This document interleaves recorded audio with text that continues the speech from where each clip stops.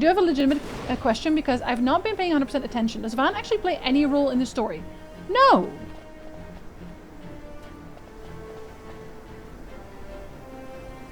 No! Final Fantasy as a series has been around for a good while now. The joke about the name is old, but we're currently at number 16 and it shows no signs of stopping there either. As a child, I didn't have much access to the series. My introduction to the gameplay was Final Fantasy VIII. The PC version I had on loan from the local library. This version would artifact so aggressively that seeing half the screen in any fashion was a good day. It was impossible to finish the game at that point. A few years later, I finally picked up a PlayStation 2 and eventually bought Final Fantasy X. To this day, my favorite Final Fantasy game. I went back to play 8, then 9, 14, 6, then 15. Strange order, but that didn't matter because each Final Fantasy is standalone anyway. Still, there are a good few numbers missing in that lineup. So when I started streaming full-time on Twitch, I decided I would live stream my journey through the Final Fantasies I hadn't completed yet, starting with 1. People were largely positive about 1. After all, it's where everything started. Some had fond memories of their introduction to this type of RPG through Final Fantasy. Entry 2 had less fans, but most still agreed that they appreciated the game trying some new things, even if they didn't really work out. Number 3 introduced the famous job system, and 4 started to show some signs of in-depth storytelling and character development, allowing me to finally hate a character. You know what? Everything that goes wrong today was Kane's fault. I'm sick because of Kane, okay? We got 2 bot attacks because of Kane, alright? I got cat hair in my eye because of Kane, alright? They were breaking up the street outside because of Kane. 5 iterated on the job system and made further improvements. This installment was a lot of people's favorite, almost universally enjoyed by everyone dropping into the chat to at least some degree. The story, characters, and their interactions were now the main focus of the game in terms of progression, and it quickly became my favorite of the pixel fantasies. Oh, better not let them see me.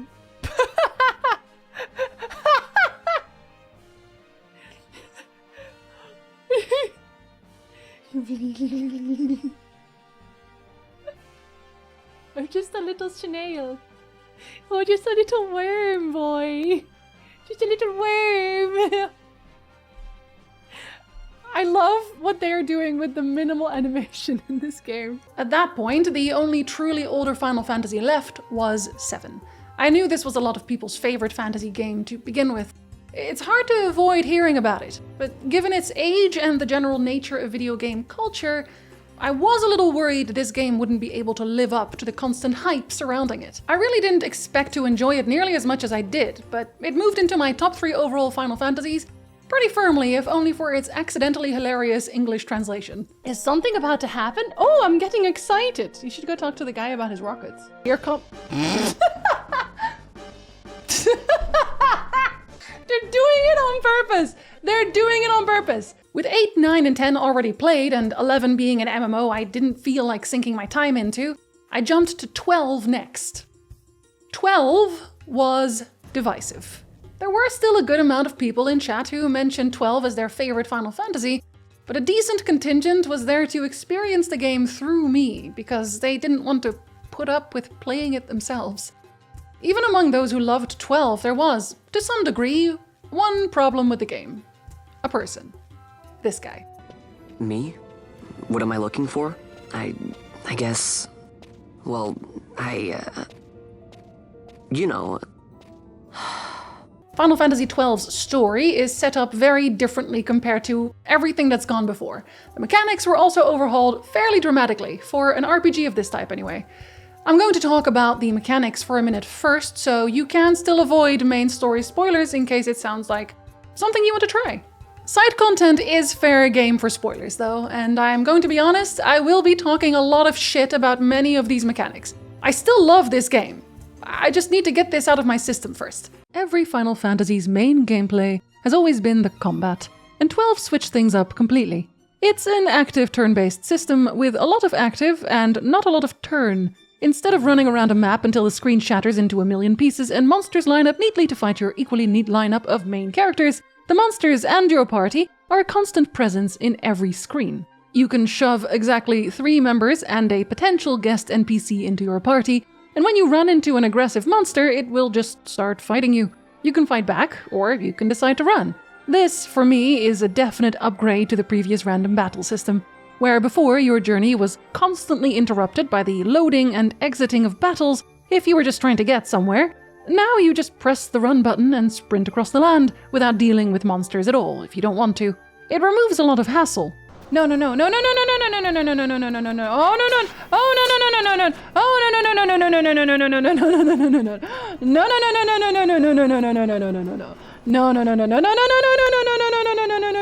Stop it!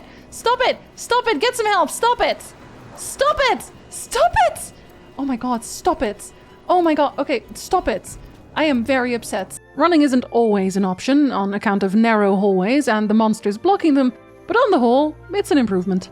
So, what happens if you do want to fight the enemy? Well, you can go about it as you always have in any previous Final Fantasy. Once your character gets a turn, you select attack or magic or whatever other ability or item you want to use at the time, with a caveat. If you press attack, your character will just keep attacking until you give them any other order. Probably a good thing because, as mentioned, monsters are just scattered around the world as you go. If you enter a separate combat screen to fight, that's all the fight there is. 3, maybe 4 monsters in the latter 3D games. In this game, monsters that get too close will simply start fighting you as well. That can make fights a lot harder than in previous games. The combat is real-time, no more small pauses to let an enemy play out their attack animation. Everyone's turn is playing out at the same time. 5 enemies can all finish their turn at once and one-shot one of your characters if you're unlucky. If that sounds a little too chaotic for a single party to deal with, you're right. That's why 12 introduces the Gambit system. The Gambit system lets you program your party, as it were. Gambits are little if X then Y commands. Let me give you an example. I gave Fran these parameters: foe, lowest max HP, then attack. Now, during combat, Fran will always attack the enemy with the lowest maximum health no matter what. But now I'll add, if enemy is flying, then use Thundaga. I want Fran to use Thundaga on flying enemies before clearing out low health enemies, because she's good at dealing with flyers. So I move this Thundaga gambit above the first gambit. Now, Fran will use Thundaga on flyers first, and once those are all cleared out, she'll go back to targeting the lowest max health enemy. Using this system, you can turn your party into a well-oiled combat machine. This was both very fun to me and eventually very boring, unfortunately. I really like the Gambit system in that you can customize your party to fit whatever situation you're in. Are you fighting a boss that uses a lot of poison? Slot in a Poisona Gambit to get rid of that. Is the enemy immune to physical attacks? No problem, set up some magic gambits to counter. The problem comes in when, once you've unlocked enough gambits and abilities, everything becomes very easy. This is really my main problem with the combat in 12. It makes the player obsolete. As much as I enjoy watching my party demolish enemies, it doesn't feel right that they don't really need my input to accomplish anything. And that included the final boss and even super bosses. A lot of those super bosses also didn't have much to them save for enormous amounts of health. I'm now going to tell you about the final optional super boss, so if you don't want to hear about that, skip to this point of the video. The final super boss in Final Fantasy XII is called Yasmat. The thing has over 50 million hit points and takes at least an hour to kill with an expertly crafted party. This was my experience when killing Yasmat.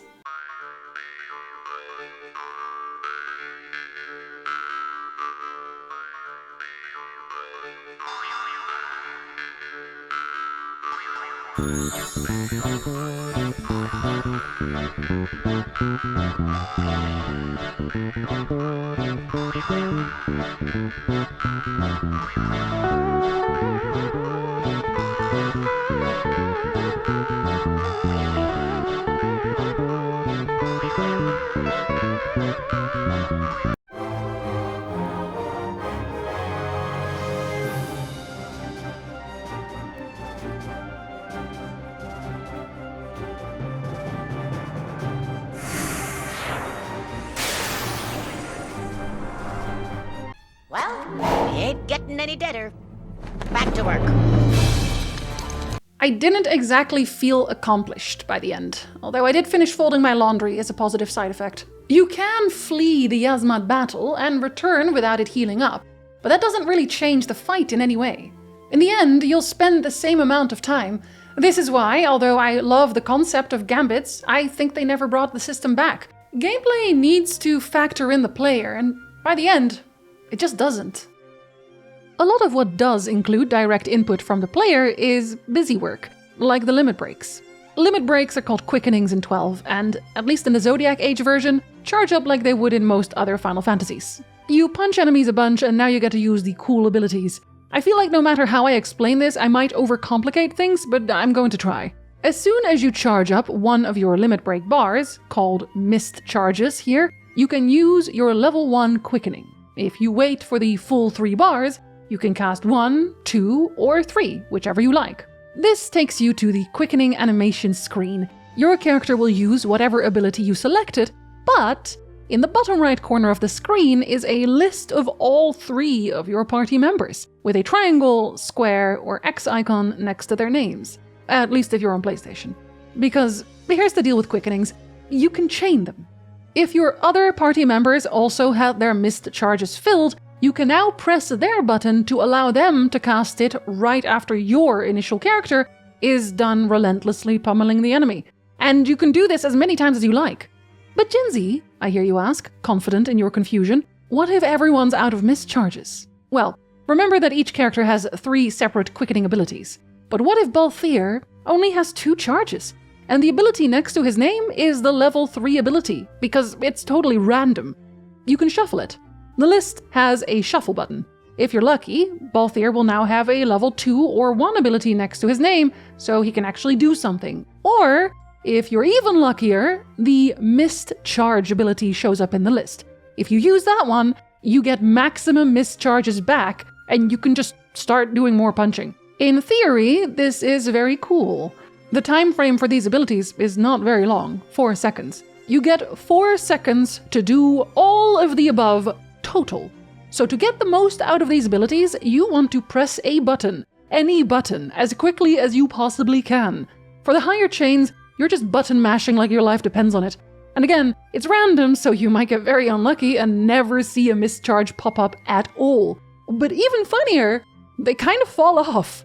Fairly early on, too, if I'm honest. The way damage is calculated for Quickenings is, you guessed it, also random. From the fandom page where all the math lives, damage done is equal to a random number between 1 and the power of the Quickening, multiplied by a random number between 1 and the character's strength. Thus, a character with 50 strength using a level 2 Quickening will do random damage between 1 and 7,000. Doing all that and rolling a 1 is violently disrespectful. I've got worse news. If you do really well with your Quickenings, the game gives you a finisher for free, called a concurrence. They range from perform 3 level 1 Quickenings all the way to perform 4 of each level of Quickening in the same chain. That last one is called Black Hole, and if used on a level 99 enemy, deals a maximum of about 25,000 damage. That's pretty decent, you'd think, until you realize that by the time you're fighting level 99 enemies, your characters are probably doing more damage in a single 2-tap combo. Balthier, we have to use our endless magical potential to summon the strength to destroy this ancient evil. I don't think that's necessary. What are you saying? Only by drawing power from the mist can we hope to defeat our enemies. No. I really think that's an overreaction. What other choice do we have? Gun. What? Gun. Balthier? He said gun. I see. So gun, is it? The main use for Quickenings I found is this: immunity. You can't be hit during a Quickening sequence, so if your party's on its last legs and you just need to pull through with one more big attack, Quickenings can save your life. At least in the early game. Again, they kind of fall off by the midway point of the game, but they're still valuable immunity frames. The bigger gripe I have with them is that they get a little tedious. You're effectively replaying a set of the same animations in sequence, and they're not snappy enough to make that feel good. They still kept the long, winding animations that would otherwise be used during single limit break attacks or big summon finishers. The level 1 Quickenings are reasonably fast, but to make a chain ability like this feel really punchy, it would have served the game better to create a quicker animation for every single level. Imagine Balthier jumping in immediately after Fran's turn within the same frame. Although I understand that would have added serious workload to the animation team, I honestly think it would have been worth it. Speaking of summons... Oh no, they're also bad. Jinsey, I thought you really liked this game. I do really like this game. It's just that I feel several of its systems are underutilized. Summons also use mischarges to be summoned once you've acquired them, and when summoned, they kick 2 of your party members to the curb in favor of just the summoner and the summon itself. They are meant to draw the attention of your enemies more efficiently, but if your character's decked out in high-level gear and you pull out a level 1 summon, that's just not going to happen. Yes, just like Quickenings, there are level 1, 2, and 3 summons. They are all aggressively mid, even though their finisher animations are really cool and so are their designs.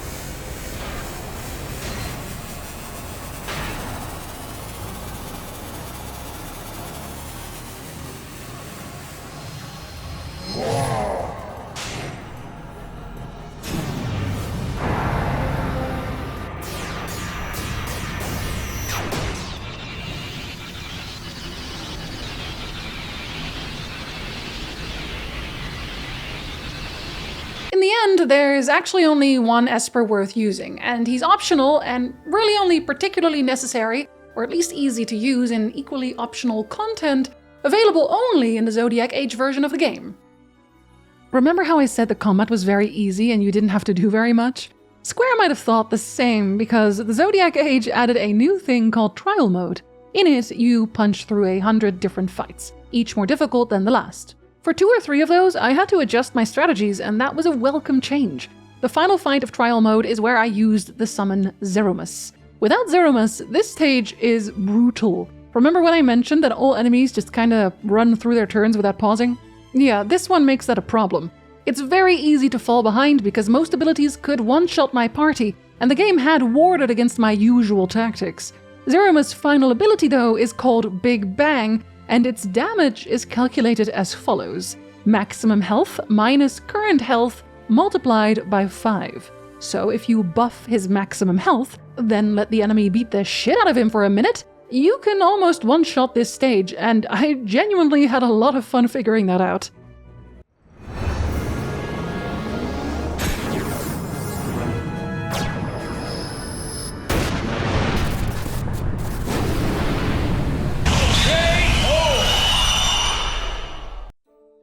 Another massive overhaul in 12 is the leveling system. You've got your regular levels 1 through 99 with the assorted stat bonus for each one, but outside of experience, we also collect license points. In the world of 12, judges are arbiters of justice, and the team working on the game thought it would be an interesting system to use the judges as inspiration for this secondary leveling system.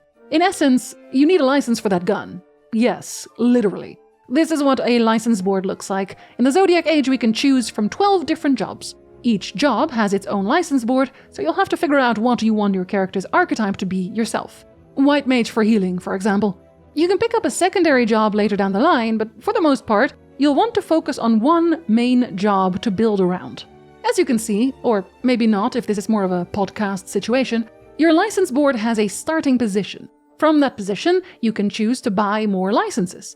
Just the ones that already border your currently unlocked tiles. A license for Quickenings, summons, armor, weapons, and extra health, because the judges also ruined the healthcare system, apparently. I liked the license board system a lot, because even when you're not gaining levels, you usually feel like every battle rewards you with something tangible. Even very low-level enemies were still worthwhile to some degree, purely for the LP. You get a little closer to unlocking one more tile with every kill.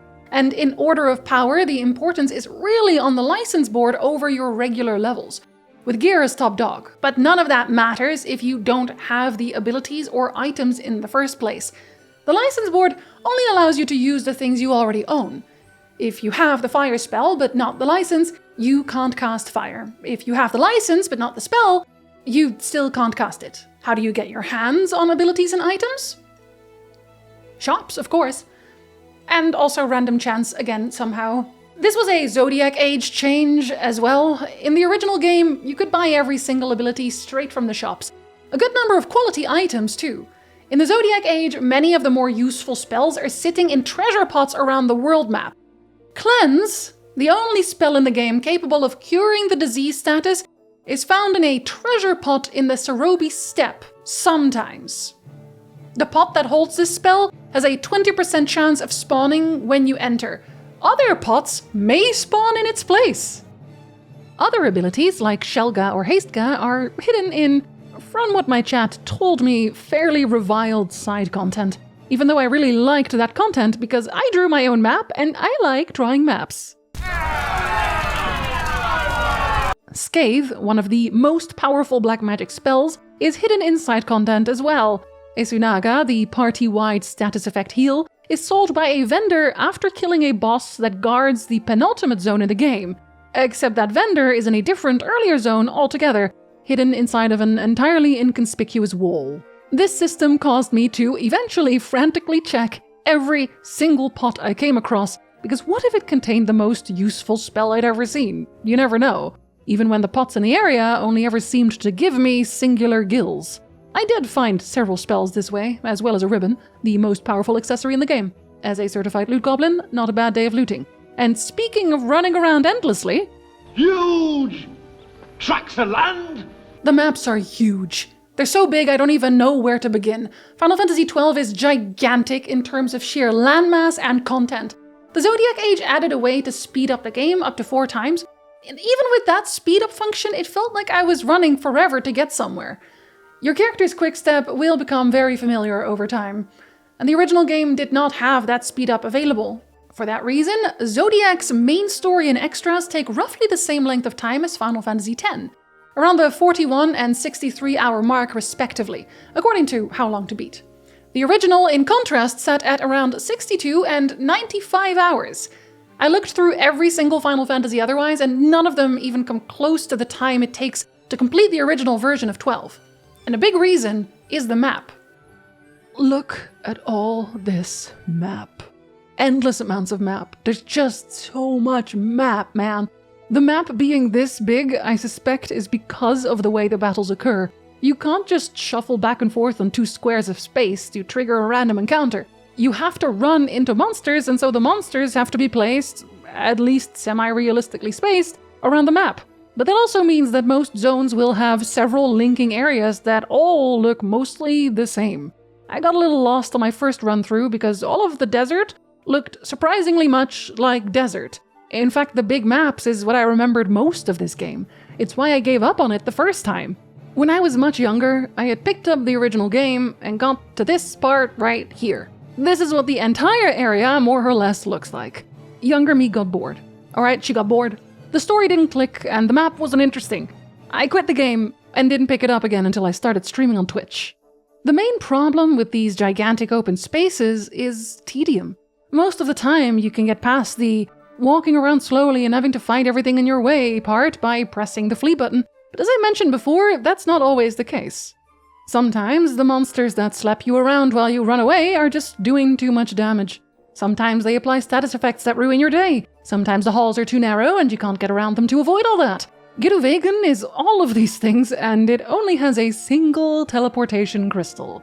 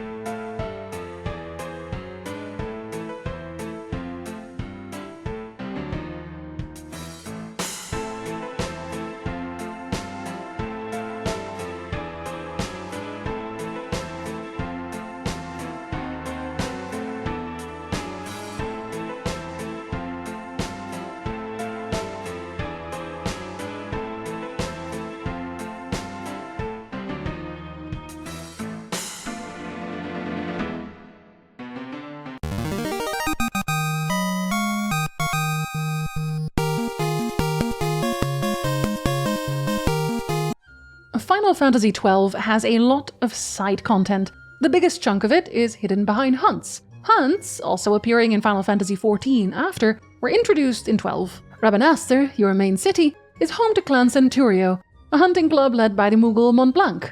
Early in the game, you have the opportunity to join the club after completing your first hunt. Hunts are generally picked up by going to any tavern and looking at the hunt board to see if anyone's posted a notice. Notices are sent in by people the realm over whenever someone has a problem with a particularly nasty enemy. You pick up the notice, find the person who posted it, and ask them where to kill their beast. Afterwards, you return to collect your bounty. That's the long and short of it. The game keeps track of your hunts in its own dedicated menu, so if you need to double check where a mark is hiding, you can read up very easily. Most of the worthwhile side quests in terms of rewards, other than hunts, are to do with unlocking optional summons or optional high-level zones. Other side quests add flavor to the world, but don't really reward you with much. The hunts were probably some of my favorite content, and I'm hoping they'll add it to more Final Fantasies going forward. It gives the player a really good way to interact with smaller stories around the cities, and adds a lot of life to the world. There's also a rhythm fishing minigame that employs random chance in order to progress, and it made me want to jump into a river myself, even though I like both fishing and rhythm minigames. Honestly, a lot of Final Fantasy XII deals with random chance or extremely opaque descriptions or rituals, and it creeps into otherwise very solid, fun systems to make it just slightly worse. I'm going to take a minute to vent my frustrations with some of those right now. There are 3 abilities in the game that each have a description that make them sound really good, until you ask your Twitch chat, "Hey chat, why is this ability suddenly doing a singular point of damage?" And chat answers, "Because the ability description is only telling you half the story." Traveler says it deals damage based on your total steps taken, but in reality it caps at 1,000 steps. And after you cast it, those steps will reset. If you take 1,001 steps before casting it, it will also reset. Horology's damage is based on a factor of time, but what that actually means is character level times the second number in the minutes on the in-game clock squared. Numerology says it deals damage that increases with successive hits. And you assume it starts off pretty low, and it does, with a single damage point, of course. But hey, it doubles on every hit, except the game doesn't tell you that the chance to miss also increases each hit, and once it misses, the damage resets. Now, let me talk about the bazaar for a minute. The bazaar is another way to get some pretty powerful gear. You go to any shop, sell a bunch of the loot that monsters drop, and if you sell the correct amount of the correct type of loot, a bazaar item will suddenly be for sale. If I sell some drab wool, the bazaar will now sell antidotes, that sort of thing. The bazaar was useful early on, but if you want to get all of the cool items, you have to get some really specific things together. Now I know what you're wondering. Jinsey, you're asking, once again, how do I know what items to sell? Can't I just keep selling items randomly? No, my love, you cannot. Because the bazaar remembers what items you sell, but only until you buy something. If you sell 5 solid horns, 2 moondust, and a sylphy halcyon, you can buy an Artemis bow. If you sell 200 of each of those items, you can also buy an Artemis bow. But then the bazaar says, "Okay, you've bought something. I don't recall you selling anything else, ever, actually," and pretends like they forgot you existed, wasting all of those other items you sold. So how do you figure out what to sell and how much? Final Fantasy XII The Zodiac Age game guides. There is no way to organically figure this out. There just isn't. Even if you sell an item at a time to a shop, you'd still have no way of knowing which item of which amount eventually gave you which item. You needed to consult a guide, because there are a lot of bazaar goods to find.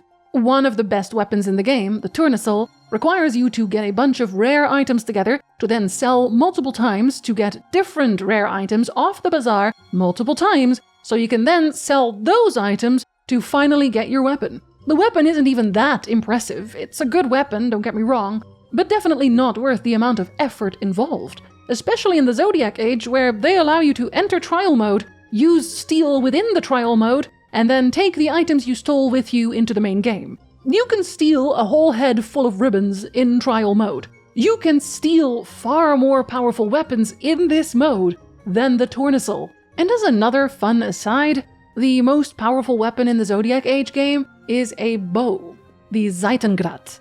it can spawn on the Sky Ferry, the airship taxi system for 12. When you enter the deck, there's a 1% chance for an invisible chest to spawn on said deck, and that chest has a 20% chance to contain the Zeitengrat.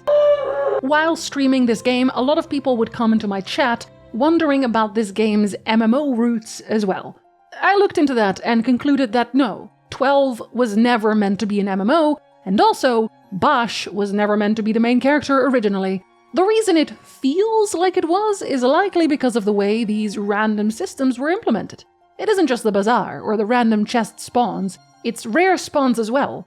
These are enemies entirely unrelated to the hunt or any kind of side quest. They're just rare spawns. Why does a single-player game need rare spawns? Who knows? Probably to sell more guides, because some of them are, once again, really obtuse. Like being in the Mosforan High Waste when the in-game time is between 10 and 20 minutes on the clock. One of your party members having 10% or less health left in a certain zone. Why would you walk around like that in the first place? Everyone has a cure gambit set to a higher percentage than that. There's another minor hunt side quest series as well that has even weirder requirements. One hunt target requires you to find a monster that also rarely spawns in a very specific zone, and then you have to make sure that enemy follows you to a different place in the area until it's positioned just right to spawn the target you're actually after.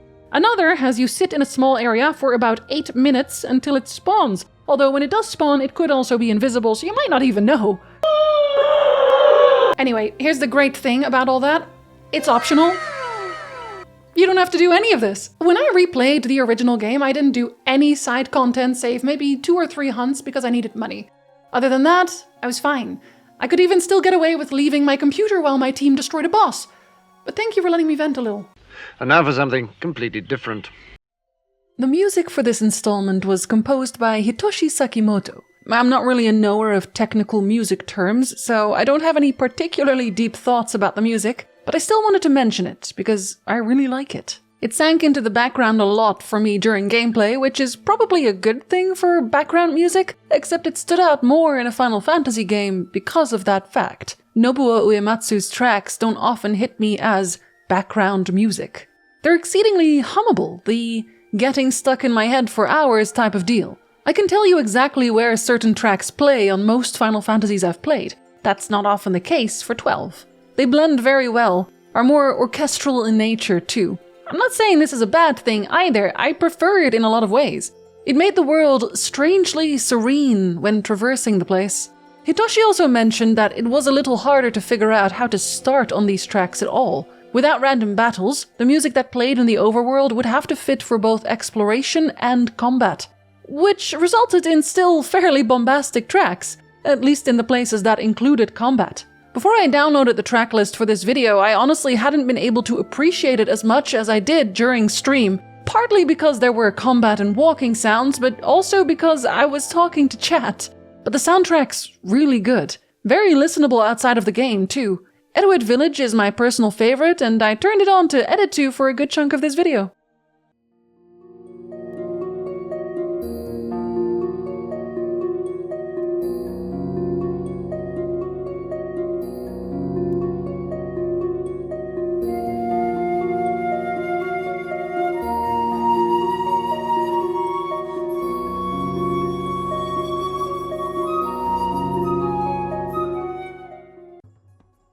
The Zodiac Age version of this game also added so many quality of life changes. For example, you can now press a button and a map overlay will appear without having to open the menu.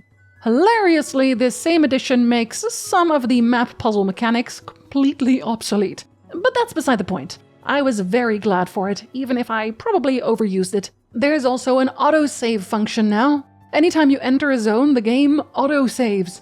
A godsend for potential crashes. When an NPC joins your party as a guest, you can also adjust their gambits now, which is great when you consider that NPCs do not make informed choices. Although this does also mean that they will start using your items if you let them. In the original game, everyone had infinite pockets, but Rethus has Arise and Holy now, and is an actual powerhouse. Flying enemies can now be attacked with long weapons like spears on top of regular ranged attacks. Mist abilities used to be linked to mana, and that was very awkward to work around because a single summon and you were out of mana completely. The Zodiac Age separated the two instead. And while the original game let anyone get anything and everything on a shared license point board, I actually prefer having to choose a job to some degree. When I played the original, I just gave everyone the same abilities, generally speaking. Everyone started with Cure, and we all built up to having the hallmark buffs and heals. I only really made choices in the gear department, and even then, barely. My final group all used the Golden Axe.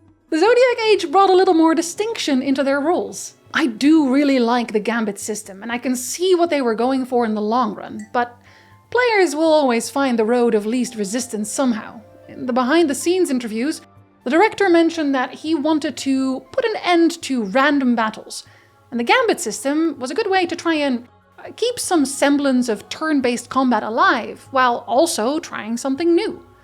I like to think that 12 walked so the 7 remakes could run, because in essence, it's a fairly similar system. They also recognized that Final Fantasy XII was a title where we overdid everything.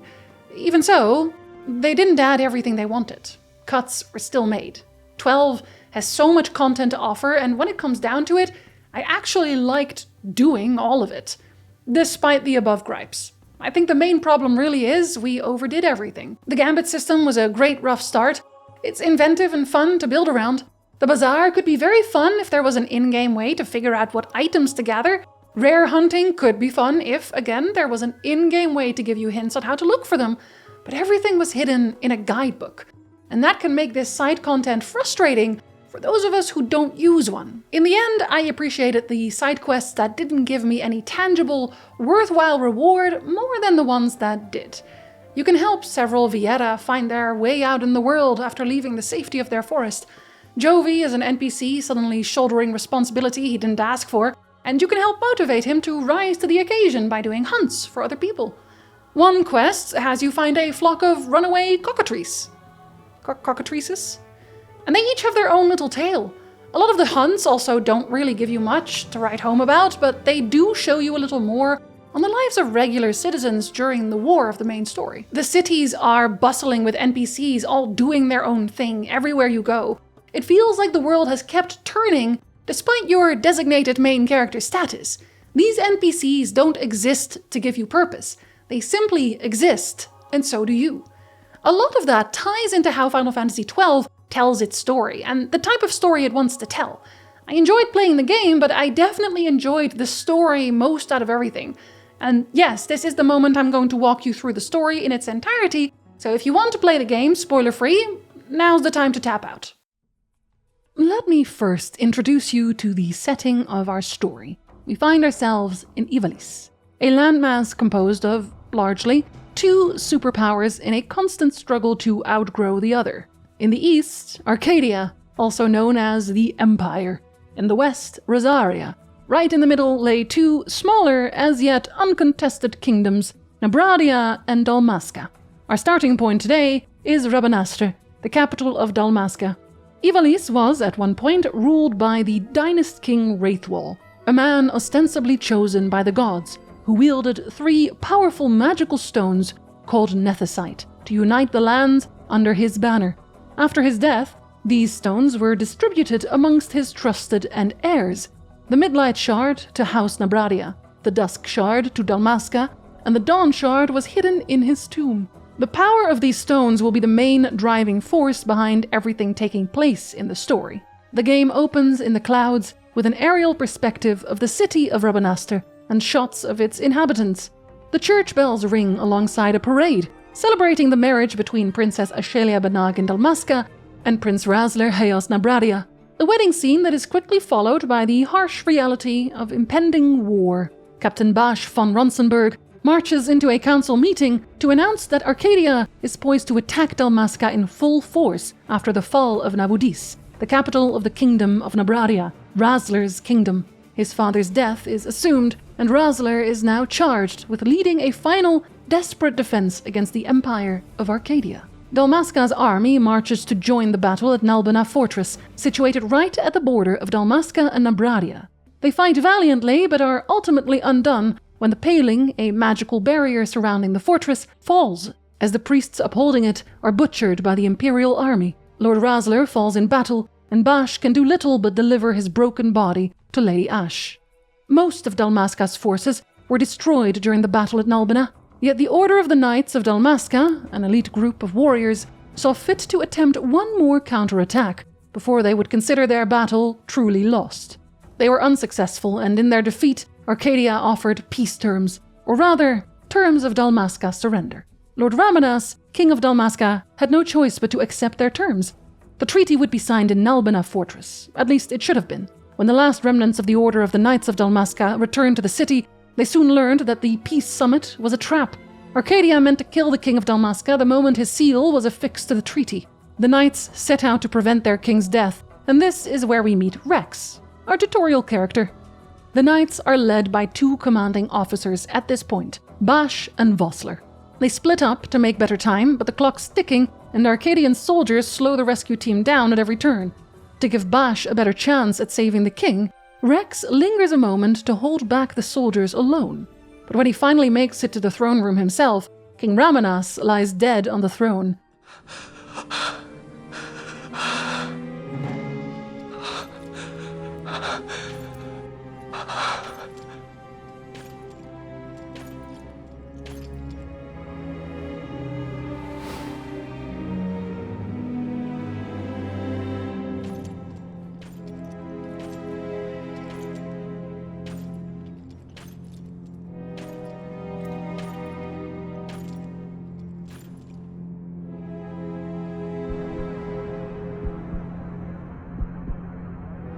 Your Majesty.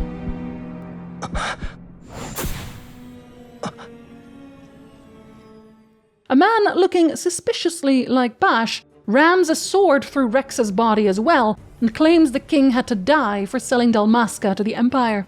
The man who looks like Bash but does not sound like Bash is arrested by the Empire and held responsible for the death of Ramenas. The Empire uses this event to claim Dalmasca without peace terms. Marquis, yes, they really pronounce it like that in the game, Halim Ondor, ruler of Bujerba, announces that Dalmasca must lay down its arms to prevent further bloodshed. In the same breath, he announces that Lady Ashe has taken her own life in grief, and that Captain Bash von Ronsenberg was guilty of sedition and the assassination of King Ramenas, and thus put to death. The war is over. For now. Our perspective now switches to our main character, Van. Van is Rex's younger brother, and an orphan living on the streets of Rabanastre. He does odd jobs here and there, but mostly steals what he needs to survive, while he dreams of owning his own airship and becoming a sky pirate. He runs with a group of fellow orphans, including his closest friend, Penelo. She doesn't steal, disproving the stereotype that thief is the only backstory RPGs have for orphans, instead running errands for a local shopkeep called Miguelo. Van, fresh off stealing from some equally thieving Imperials, runs into Penelo on his way out, and they have a small back and forth about their situation. Penelo demanding Van be more responsible, and Van lamenting his lack of freedom. Still, Van dutifully visits Miguelo to pick up a job himself for a change. This fetch quest results in a bit of hunting, running around and getting momentarily locked out of the city. But he makes it back just in time for the arrival of their new Imperial consul, Lord Vane Carudas Solidor, son of Emperor Gramis Gana Solidor, who rules Arcadia. His welcome parade proceeds as expected. He addresses the booing crowd, but after a fairly unimpressive speech by all accounts, he convinces the population to cheer him on instead anyway. What I ask plain. My hopes now rest with you.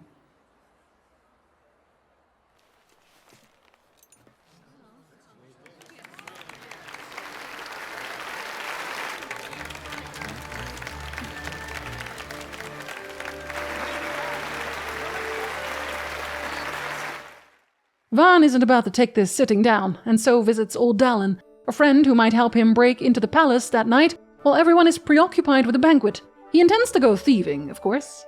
Old Dallin indeed knows of a secret passage to get deeper into the palace. He sends us to do some busy work to get that passage working, and so we sneak through the sewers and past a few guards to find the secret tunnel that night. But Van is not the only one sneaking around the palace. Vossler, the resistance forces, and a mysterious woman are planning an attack at much the same time. Once we break into the palace vault, Van accidentally opens a secret statue, revealing a mysterious glowing stone, magicite. This is where we meet two very important people. I play the leading man. Who else? Fran and Balthier are also after the magicite and demand Van hand it over. He refuses, the resistance blows the lid off things outside, and Imperial airships start blowing the resistance to pieces in turn, because they'd obviously expected something like this might happen. With explosions and soldiers everywhere, our trio puts their differences aside for a moment so they can escape in one piece. Chaotic scrambling eventually lands Van on Fran and Balthier's flying bike, but the magicite interferes with its mist-powered engine, and they crash land straight back into the sewers. Somehow, we always end up in the sewers. During this new sewer trip, we run into the mysterious woman from before, who introduces herself as Amalia, and joins us after we save her from the Imperials chasing her. If you have eyes, however, you know this is actually Princess Ash. We very nearly make it out of the place in one piece, until we're intercepted by Vane and thrown in a jail that is more a convenient crumbling ruin under Nalbana Fortress than anything. Penelo tries to get Van out of this fun new life experience, but Balthier interrupts her and hands her his handkerchief, which keeps her from yelling long enough for the Imperials to ignore her successfully. It does not, however, stop the bounty hunters hunting Balthier from noticing her. Ash was also taken to a more secure prison, so our trio is once again on their own. General prison activities take place, including the bounty hunters coming to sniff around, but Fran eventually sniffs out an escape route, and we even get to listen in on a mysterious judge interrogating a captured and not at all executed Bash. He looks emaciated, but still asks us to release him when we pass, driving an enraged Van to jump onto his hanging cage, yelling about his brother's death. Dalmasca? What do you care about Dalmasca? Everything that's happened is because of you! Everyone that's died, every single one! Even my brother. You killed my brother! Quiet! The guards will hear. All this yelling alerts the guards we'd been trying to avoid, and Fran takes the opportunity to drop the cage into the chasm beneath, with us on it. We, luckiest people alive, survive this fall almost entirely unscathed, and Bash joins our party as an extra sword. Bash also takes this time to try and convince Van he was not the one to kill the king or Rex. It was an imposter. His twin brother and the judge we just saw. Rex was stabbed but kept alive only so he could serve as a witness for these events. Events set in motion by Vane, so the Empire could use it as a pretense for war after their attempts at peace were rebuked. A peace they never meant to uphold. As a team, we make it out alive and well back to Rabanastre, where we go our separate ways to establish we should actually team up all the time. Bash tries to reason with Vossler, but he won't let him back into the resistance. Van forgives Bash, everyone finds out that Penelo got kidnapped by the bounty hunters after Balthier, and the whole team, some begrudgingly, decide to fly out to save her from the mines in Bugerba. In the sky city of Bugerba, we meet a child calling himself Lamont, who insists he accompany us to the mines, and for some reason, we agree to that. Within the mines, it's revealed that the magicite mined there by the Empire is of such quality that it's being used to create manufactured nethicite. Nethicite is a special type of magicite that can absorb magical energy, mist, much like the stone Van stole from the palace. That stone is true nethicite. The manufactured kind is an imitation created in the Draklor laboratory in Arcadia. This revelation sets off Balthier, who wants to know more, but before anyone can elaborate, the bounty hunters find the group. They'd set Penelo loose outside the mines now that they had us cornered, except we outrun them fairly easily, only to find that Penelo ran into the Empire on her way out and is about to be arrested. Lamont steps in, revealing himself to be Larsa Solidor, brother to Vane Solidor. He talks them out of arresting her and takes her with him to the safety of Ondor's estate. Now our team has to find a way to contact the local resistance in order to get in touch with Ondor as well. We do so by having Van loudly announce that he's Bash, causing the resistance to pluck him off the street for answers, leading the rest of the team to their hideout and an easy in with Ondor. Marquis Ondor informs us that Penelo and Larsa had already left the city, and when Bash asks him for help in saving Ash, he instead arrests them again. We're brought before a judge alongside Ash. Ash, who immediately slaps Bash in the face while the judge demands we give him the nethicite Van stole from Rabanastre, the Dusk Shard. This particular stone glows in the presence of the royal bloodline, and so can prove Ash's lineage. The Empire means to use Ash to legitimize Vane's rule by making her a puppet princess. We give the judge the stone in exchange for leniency, and he sends it off to Sid for research. On the way to the cells, though, Bash and Balthier pull the old arguing amongst ourselves to confuse the guards until we punch them trick, and Vossler turns out to be one of those guards, there to free Ash and now also us. Ash is quickly freed, and she begrudgingly accepts Bash in the rescue party, while we also run into Penelo and Larsa on our way to find an escape route. Penelo joins the party at last, and Larsa leaves to find an airship for us, as he's grown curious to know why the Empire hid Bash and Ash's survival, even from him. Judge Guy impedes us on the way out with a powerful spell, but it's absorbed by the artificial nethicite Penelo was holding, given to her by Larsa as a good luck charm, and we escape successfully. It turns out that the Marquis had us arrested specifically so we could rescue Ash. It's how Vossler got to be on the ship. Back in Bujerba, we discuss our options with him, and he assures us that Ash would be safer staying put, while Ash herself would rather go after another piece of nethicite. She's a princess, and those usually do what they want, so she tries to steal Balthier's airship, gets caught, and gets her way anyway. Suppose you kidnapped me instead. You're a sky pirate, aren't you? Then steal me. Is that so much to ask? Meanwhile, in the Empire, Bash's brother Gabranth reports directly to the Emperor about Vane's actions, with the Emperor expressing worry. Not unwarranted, because Vane is working closely with Dr. Sid in taming the nethicite. Sid, who keeps talking to some invisible entity.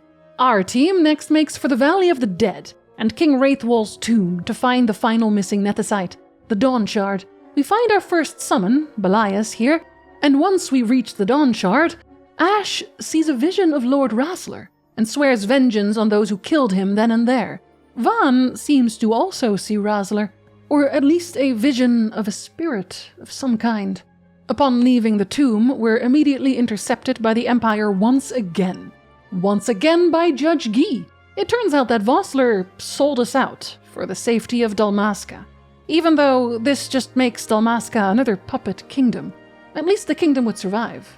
Instead of sending the nethicite off immediately, though, Guy first tries to test the magicite's power by measuring it using the ship's engine. This activates the nethicite and starts overheating the ship. The magical mist it releases also enrages Fran, and we break free, narrowly escaping before the ship implodes entirely, leaving Vossler to die in the explosion.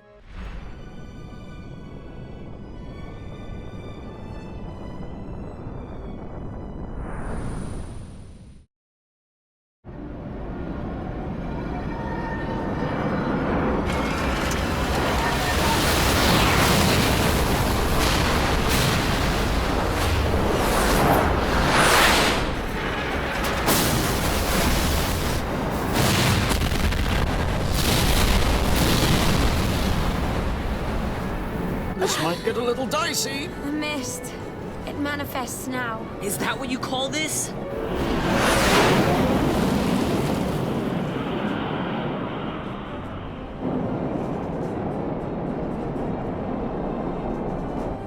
What's that?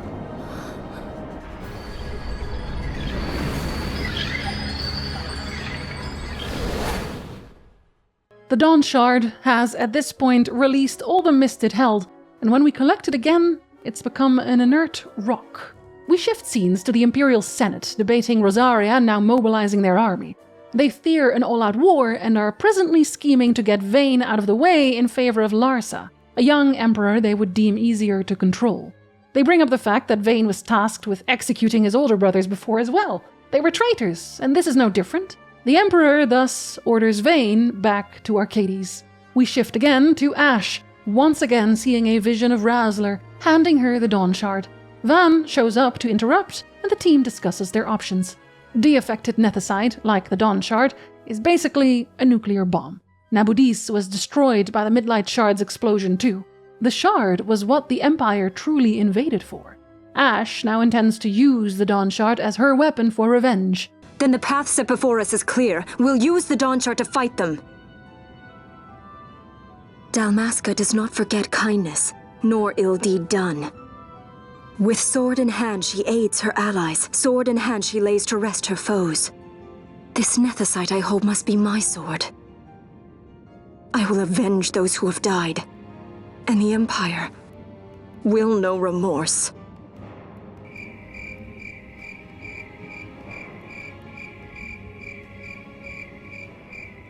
You even know how to use it? Bitch. But she doesn't know how to use it. Fran mentions that the Garif people might know how to use it, so we travel now to the Osmone Plain to meet with them. After some effort, we're allowed to meet the Garif chief, who informs us that the stone was used and is empty. Though even if it wasn't, he would not know how to use it either. He also warns that the Nethicite is somewhat insidious in nature, feeding on power-hungry people. When the conversation concludes, Larsa suddenly shows up. He offers to go with us to Bur Omisas, a holy mountain where the Grand Kiltias Anastasis resides. Larsa tells us that the Marquis has rallied resistance forces and that he worries Rosaria would join their assault, leaving Arcadia with no choice but to answer in kind. He wished to meet with the Grand Kiltias to ask for his aid in suing for peace, but his blessing would also allow Ashe to regain her crown and declare the restoration of the Kingdom of Dalmasca. She could then sue for peace as well and stop the war. Ashe balks at the idea of saving the Empire from war, but Larsa argues that Dalmasca would be the battlefield and warns that Nethicite could be used on Rabanastre. If Ashe cannot trust him, he says, then take him as her hostage for security. Ashe thinks on her options at night and sees Razzler's spirit once again. Only this time, it's actually Van, who tells her he saw him too, except he believes it was his brother Rex. They have a small heart-to-heart about their feelings regarding their loved ones sacrificing themselves to protect them, how pointless it felt, and how it stirred feelings of revenge within Van. He realized that he was running away, and it's why he joined Ashe on this quest. But he's done running now and wants to stick with her to find a new purpose. Our objective now is to pass through the nearby jungle. We're hampered somewhat by magical wards put up by the Viera, but with Fran's aid we enter the Viera village to look for Fran's sister Mjörn, in a bid for help. This is as much for you as it is me. Oh? You are ill at ease. The Nethicite troubles you. You've let your eyes betray your heart. Mjörn isn't here, though. She left the forest to investigate the strange happenings in the Hen Mines. We find her there, enraged by manufactured Nethicite and a strange apparition that hovers over her. We calm her and take her back to the village, where their leader, Yote, grants us a charm to allow us passage through the woods. We make it to the Grand Kiltias at last, who already knows why we're here, but our talk is interrupted by a man from Rosaria, Alcid Magres. He also wishes to stop an all-out war, but brings news of Emperor Gramus' death. Just before, we witnessed a scene between Vayne and his father, the Emperor. They discuss the future of House Solidor and imply that certain deaths are necessary to keep Larsa's hands clean and their house alive. When we next see the throne room, the Emperor is dead. According to Vayne, poisoned by the Senate's leader, who conveniently confessed on the spot and then also died. The Senate would be removed from power completely, removing Larsa from their grasp, as well as Vayne surviving what would otherwise be a Senate-requested execution. The third son of House Solidor to die this way, almost as if the Emperor had agreed to die to set this up. One of the judges accuses Vayne of killing his father himself, but she is rebuked easily and executed, reluctantly, by Gabranth.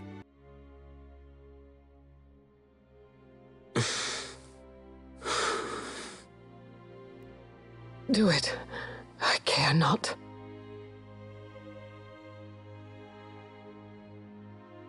Live, Gabranth. Protect the young lord. Protect Larsa.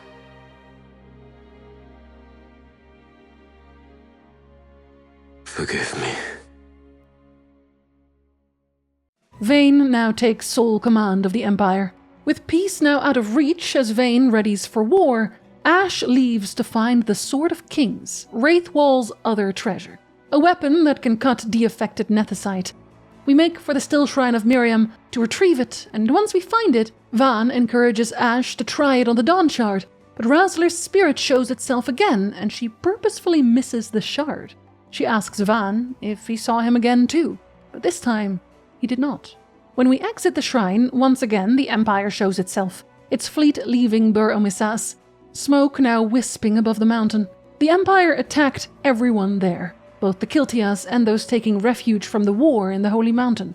They also killed the Gran Kiltias, and one judge, Bergen, stayed behind, bloodthirsty, seemingly empowered by manufactured nethicite. He demands the Sword of Kings from Ash, while proclaiming Vayne Solidor a true god and king. Hark! Evilise hails her true dynast king, Vayne Solidor. He shall defy the will of the gods and see the reins of history back in the hands of man. His time is nigh! The new Evilise holds no place for the name Dalmasca. The stain of Wraithwall's blood shall be washed clean from history's weave. Ash, now resolved to destroy the Dusk Shard held in Draklor Laboratory, leads us to the heart of the Empire, the Imperial city of Arcadia. On the way there, Balthier reveals that he was once a judge, and his father is Dr. Sidolphus Demon Bunanza, the man now responsible for researching nethicite. He lost himself to the nethicite research entirely, and so Balthier lost his father. It's why he ran from home to become a sky pirate. Ash silently reminisces about her short but happy marriage to Razzler before continuing our journey. When we make it to Arcadia, we have to pull some strings to sneak into the city proper, a high society affair that wouldn't normally allow strays from just anywhere. Balthier has connections, though, as a former resident, and we eventually make it into the Draklor Laboratory, which is on high alert on account of a different intruder already wreaking havoc inside. We meet this man inside, whose only interest seems to be finding and killing Sid. Sid once again appears to be talking to air, and announces that he would test Ash, and the battle starts. By the end of the fight, the apparition we saw near Murren appears again. Its name is Vana, and it protects Sid when the mysterious intruder attempts to strike the killing blow. Sid goads us on and dares Ash to follow him to Giduvegan as he flies off. The mysterious man introduces himself as Rethus, a sky pirate, a man the Marquis had attempted to hire to steal the Midlight Shard that Sid still held, although Rethus had seemingly refused, pushing the Marquis to ally with Rosaria for protection against Arcadia instead.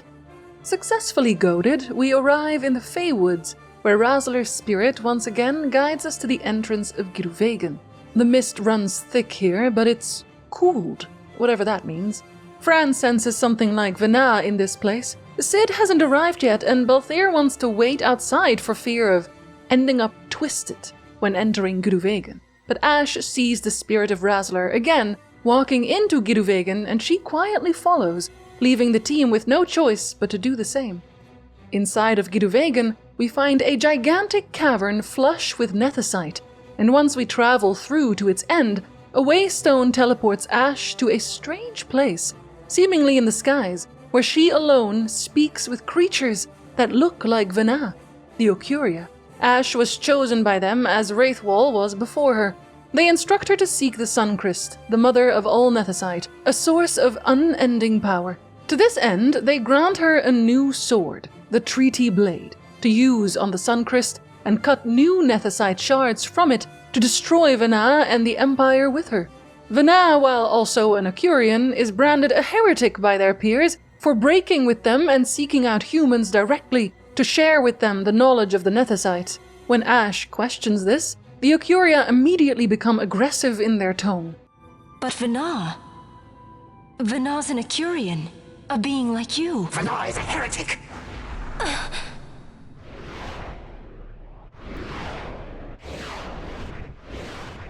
The nethicite is ours to give to chosen bearer, or to none. The heretic trespassed, and set the rose of knowledge in man's hand. They clearly loathe losing grasp on who does and does not gain knowledge of the nethicite. They want to remain in control. They demand to pass judgment and destroy them all. Razzler's spirit appears again, clearly conjured by the Occuria, to play on Ash's emotions. The Occuria call themselves stewards of history, often interfering with humanity and Ivalice through their chosen. They maintain that this is Ash's role to play. She must fulfill it.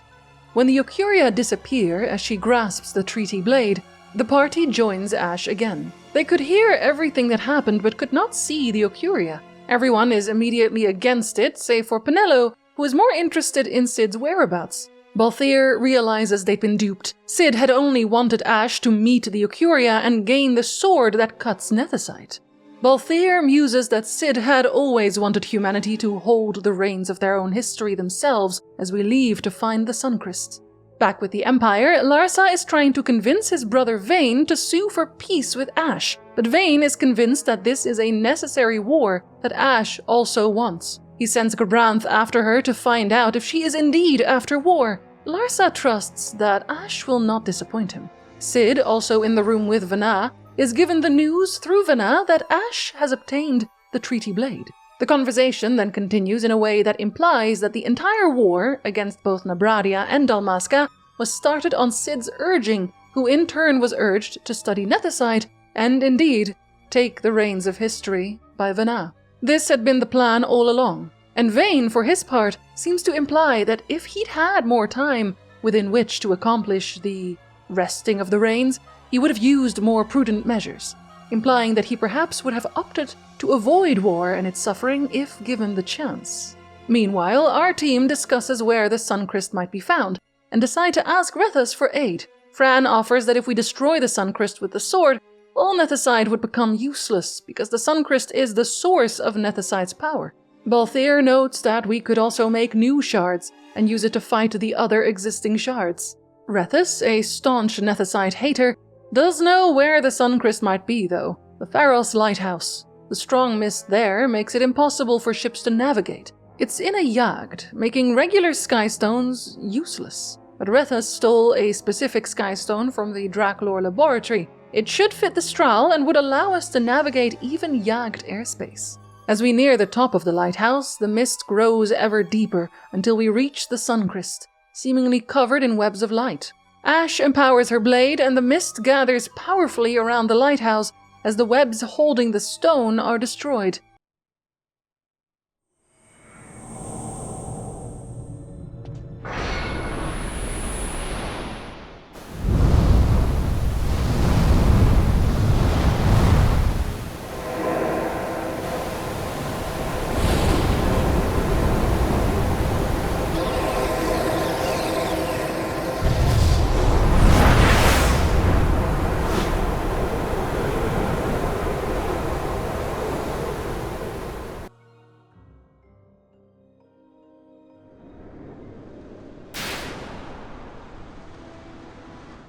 Razzler's spirit shows itself again, and seems to try to convince Ash not to destroy the Crest, but to use its Nethicite bounty instead.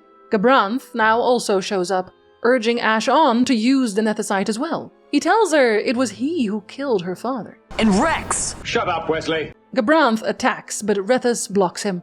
He tells those gathered that he was a judge before, and used the Midlight Shard in Nabradia. He was the one who destroyed Nabudis. Cid had ordered him to do so to learn the Nethicite's true power, but Rethus, previously Judge Zect, then swore never to let Nethicite be used again, and forsook his name and station. But Gabranth insists that the dead demand revenge. Ash looks on the spirit of Razzler and on Van, who grabs a weapon and faces her, pleading, and she proclaims that her Razzler would not want her to take base revenge. The Occuria then drop all pretenses and speak through Razzler's spirit, urging her again to use the Nethicite. But Ash rebukes them and shatters the spirit with her blade.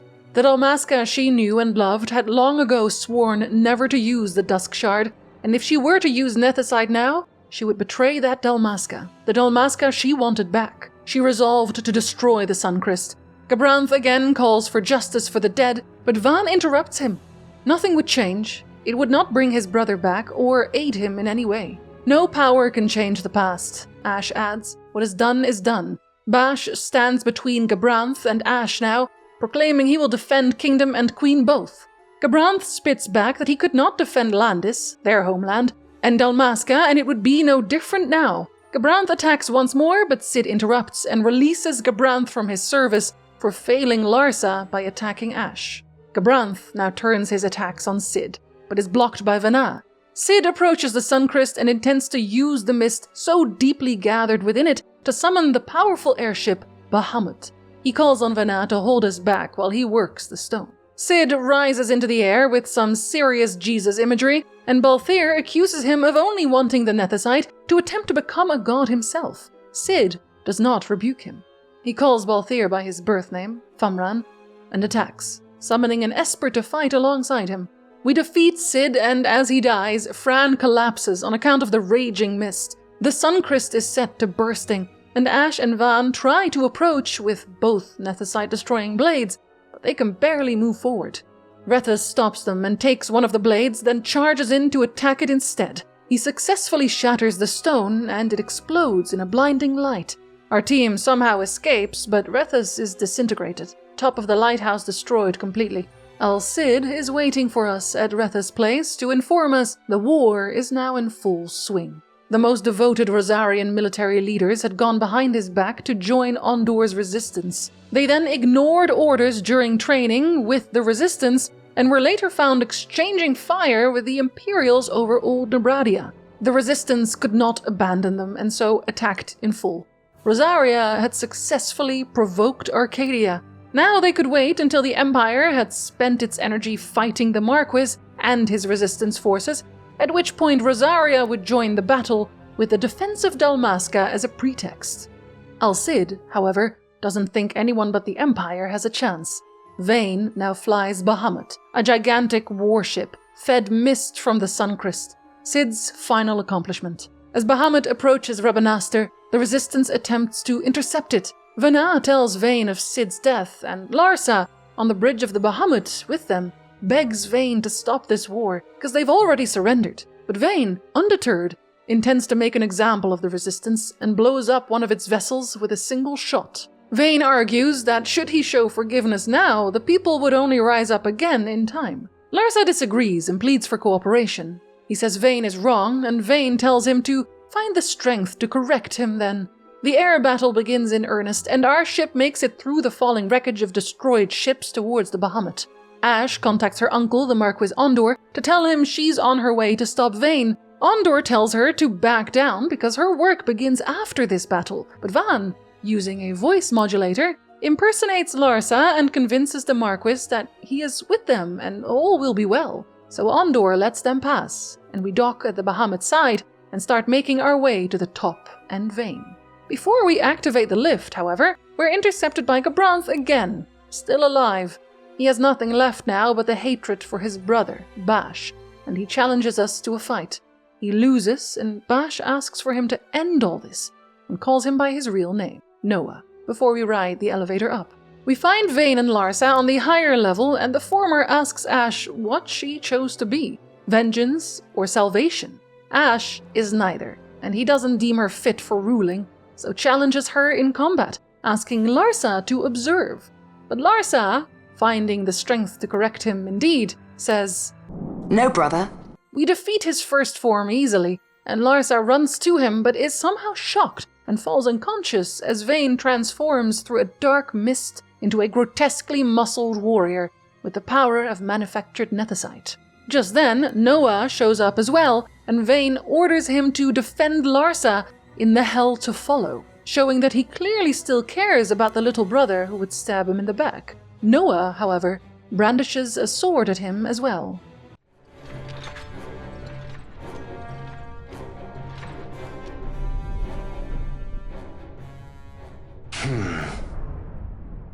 Yes, I will defend Lord Larsa.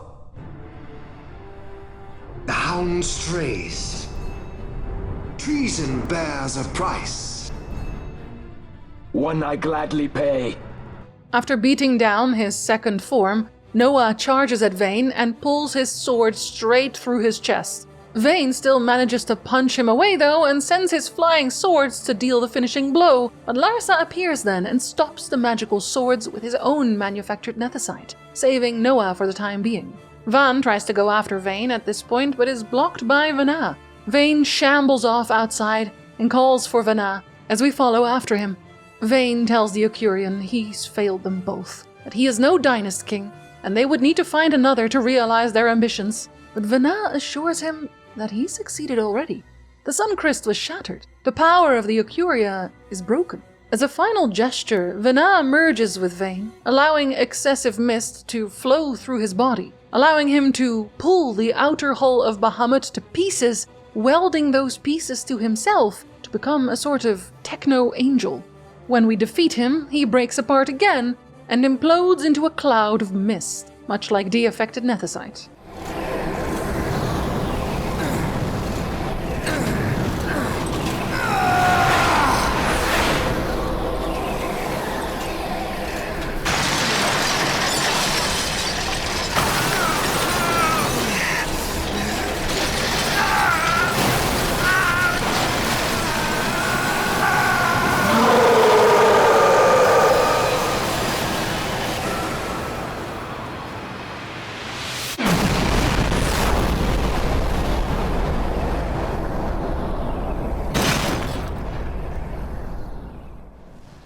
The war, however, is still going, so we make our way out of the ship and back to the Strahl. Unfortunately, the Strahl is unresponsive, and Balthier takes Fran to check out the engine, as Bahamut's glossier rings, the ones keeping the thing afloat, are also losing power. Balthier and Fran put Van and Penelo in the driver's seat as they run off. Noah, meanwhile, is not going to make it, and asks Bash to take over for him and protect Larsa. If House Solidor falls, so will the Empire. Into civil war. The Strahl regains power and Van fires her off, away from the Bahamut. Ondor takes this as a sign to destroy the rest of the Empire's fleet, but Bash now uses the voice modulator to imitate his brother and orders all Empire ships to stand down, on a frequency also heard by Ondor ships. He cites a peace treaty with Ash as the reason. Both Larsa and Ash confirm that the war is over and to stand down. The Bahamut, meanwhile, is slowly crashing into Rabanastre. The Alexander, led by Judge Zargabath, now calls into Ondor's ships and tells everyone to get out of Rabanastre's airspace so they can ram the Alexander into it and stop it from crashing into the city proper. At this, Balthier breaks in and tells them to hold off a minute while the two of them fix the Bahamut. They succeed, and Bahamut flies back up while the structure slowly tears itself apart.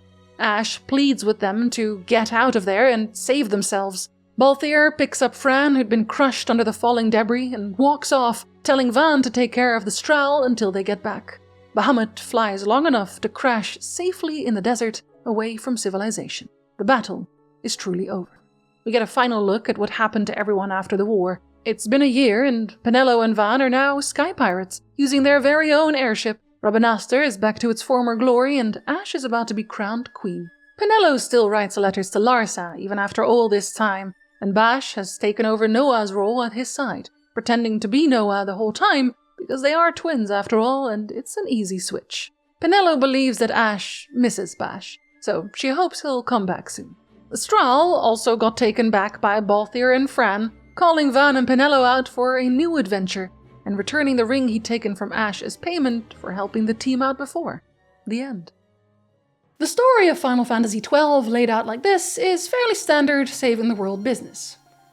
Except no, it isn't, because this is actually the first Final Fantasy game where we aren't saving the world, we're just saving our own kingdom.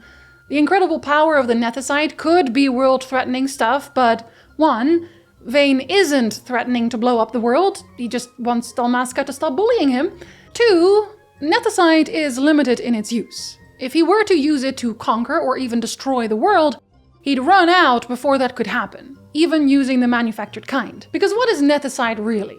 It's a concentrated explosion, or rather implosion of mist. And what is mist? A strange substance that powers anything and everything magical, from Esper summons to powerful combat move to literal airships in daily life.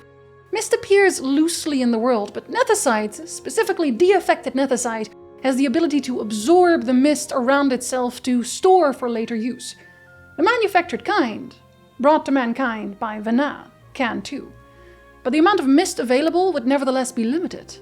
And what's that all about anyway? A lot of the background information regarding Ivalice isn't addressed directly in the game without reading the Bestiary. Bestiary entries are unlocked by killing enough enemies to satisfy whatever morbid inclination the Bestiary provider has. Once completed, you can both read about the enemy itself, and on a secondary page, you can read about something else. Sometimes it's a hint towards a bazaar item, sometimes information on ingredients, but other times it would tell you a little about the world, disguised as scientific reports or legends in most cases, but some of them read very directly as fourth-wall-breaking in-game lore. From the Wild Saurian, for example, we learn that Saurians were once the lord of the land, alongside other wormkin. But a war with the gods dwindled their numbers to a fraction of their former glory. A war with the gods, you say? I wonder how that started. There are several more entries linked to each entite type. Those entries tell of the gods creating the world, and everyone being positively ungrateful about it every single time. Giving mankind everything it needed to flourish, they fashioned a paradise, but man could not stop themselves but to cultivate the lands beyond, and they grew greedy and warlike. Seriously, every invention to some degree was used to do more war. So the gods cleft the land and cast men into the abyss. The land was cleft, you say. Interesting also. Mist itself, from the Zombie Journal, we learn is a naturally occurring energy found in almost all regions of the world, affecting all living things, the climate, and even the land itself.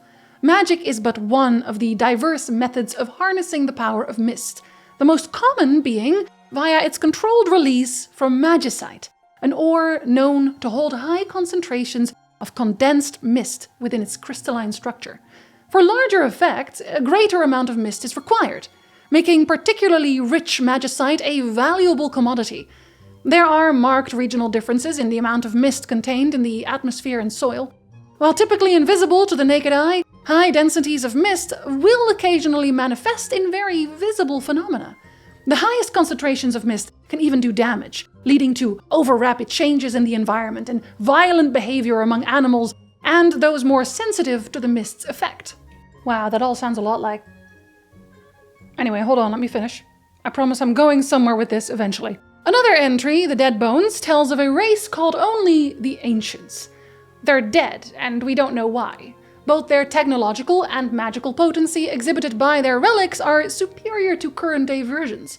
And, uh-oh, what's this? The Emerald Titan Journal mentions scarletite, a rare metal from an age when men lived under the watchful guard of the gods, and those gods granted them scarletite. Modern alchemy has to date failed to reproduce the metal, lending credit to the theory that the gods did exist and are not merely the inventions of a devout imagination. Gods with an interest in metallurgy. Well, isn't that... I'll stop saying interesting now. The gods are brought up constantly, and I do mean constantly, everywhere, all of the time. The Dullahan is a fallen angel who got his head cut off after he started enjoying the spectacle of mankind's unnatural death too much. Excuse me, what? The Behemoth is a giant lord of darkness fashioned by the gods during the creation of heaven and earth. I have to ask, for what purpose? The Cerberus, who were the original watchdogs of hell, come to our lands to hunt down those who turned against the king of the underworld. But most importantly, there's these few entries. From the Brain Pan. Many thousand years ago, all-powerful beings looked down upon the land, and their rule was absolute. They commanded all things on the earth. All was done according to their will. Then one day they withdrew behind the walls of a great city of their own making, disappearing from history's stage. In the vacuum left behind, Ivalice fell into chaos until the march towards a new age finally began. And also the serpent. Amongst the followers of the light, it is believed that the Creator God sent 12 apostles to us upon the great working of the world. But I've heard there may have been a 13th. Yes, another apostle. It's rumored that someone found an ancient tome, and that had record of an apostle who came among us in the form of a giant serpent. Oh, okay. So this is just the Bible, isn't it? Yeah, Final Fantasy XII is the Bible with nukes. Oh my god, show me the Cid hanging on the cross like Jesus again. He's not the Messiah, he's a very naughty boy! YouTube is going to bury this video in the algorithm like it's their day job. It's an RPG where religion bad. What an incredible shocker, but here's the thing. The Occuria had been influencing things for some time now. They were waging war on dinosaurs, for crying out loud, and not just Saurians, but kinda everyone. The Magic Pod Journal explains that these creatures were once demons of legendary might, foes unto the gods themselves. The gods feared them and their power, and so changed their form to that of a harmless pot. All of the Entite entries just talk about the perversion of their gifts to mankind, and let's not forget the Espers. The Espers in this tale are fallen angels. They rose up against God and they got punished for it. But why do people keep fighting the gods? That seems counterproductive, especially when they have nukes. Well, let's see what some of their jobs were. First of all, they were all named Scions of Darkness, so that's a great start. But Belias, for example, was literally called a mistake by his creators. So that's fun to hear on your birthday. Chaos was sent down to the world of man during the Great Making, which is an ominous term already, but also he was enveloped in the turmoil rampant in our world and immediately died, then reborn again countless times. Super fun and not soul-destroying.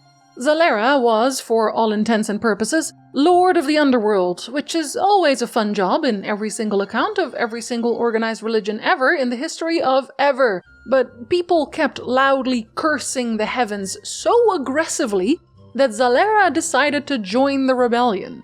Oops. Zerumus was, in practical terms, an executioner. Sorry, upholder of the law. Sorry, no, I did mean executioner. Yes, of course he went cuckoo for Cocoa Puffs. Hashmal was sent to Earth to bring order to all things, which, given that the gods got real tired of our constant disorder, was an impossible task to begin with, and they knew that. They were just hoping the intern might come up with a solution anyway. Cucullin was sent down to rid the world of its impurities by swallowing them within himself. But the world was so impure and corrupt that he became a corrupted thing himself. Valid crash out, I'd say. Honestly, the only ones that can eat a whole bag are Shemhazai and Matthias. Shemhazai was a straight-up shitstirrer, and Matthias grabbed a hostage before challenging the gods. Very brave, Matthias. And mind you, this war was called the 1,000 Years' War. This took a while. Mankind was already present in this moment because Shemhazai very specifically went down to Earth to instruct us on doing better evil deeds. There's also two scions that were neither of light nor of darkness because they were, in essence, opposite to each other. Ultima and Zodiac. Ultima of light was the one to start the rebellion, and Zodiac of darkness was so powerful on birth that they kept him a child. Ultima would guide souls to heaven and their reincarnation, which means that reincarnation is a thing. And Zodiac would fashion the laws that govern all, and administers punishment in place of the gods. But somehow Zodiac is the sign of the snake. He is the 13th apostle. In essence, what the gods did was automate their rule. They got sick of it. They kept creating and mankind kept ruining, so they figured why not let someone else deal with the day-to-day of all this? And of course, these gods are the Occuria. They withdrew behind the walls of a great city of their own making, Giduvegan. Does Giduvegan seem very godlike to you?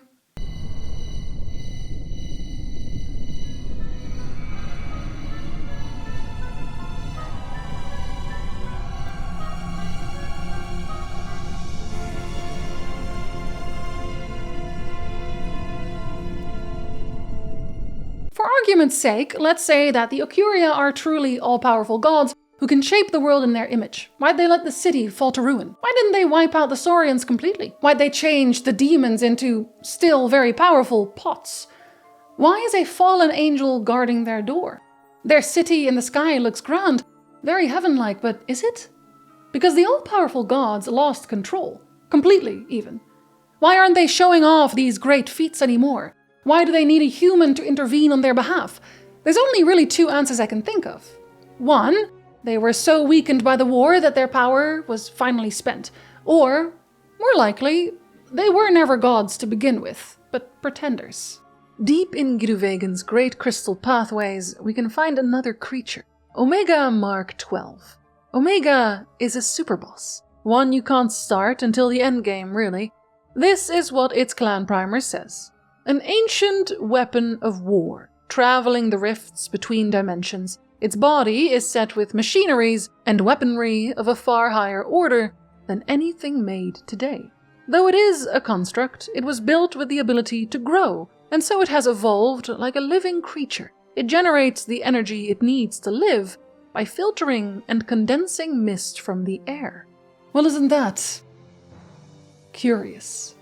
An interdimensional traveler. Also Gilgamesh.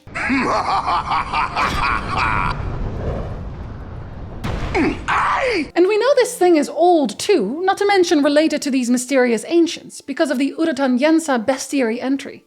My dearest Pulania, my close examination and painstaking translation of the text you sent me a fortnight since is finished. I send you the results with all haste. The text in question was written in an ancient time, yet it offered only nominal resistance to my keen interpretive eye. It is nothing other than the memoranda of an ancient crafter of weaponry, though as to whether what it records is a truth or merely a fiction, I must confess I suspect the latter. The further memorandums then proceed to detail an inventor's creation of mimics and eventually Omega. It lost against the target, a dragon, but the creator notes that the Mark XII likely found a place rich in mist, whereby to foster its growth, immediately implying that whatever place this was, it knew of mist. So the interdimensional machine traveler, whose technology is of a far higher order than anything made today, from a place where mist exists, is now an Ivalice in a city of gods, according to some, who bestowed upon its people a metal that was never replicated. Very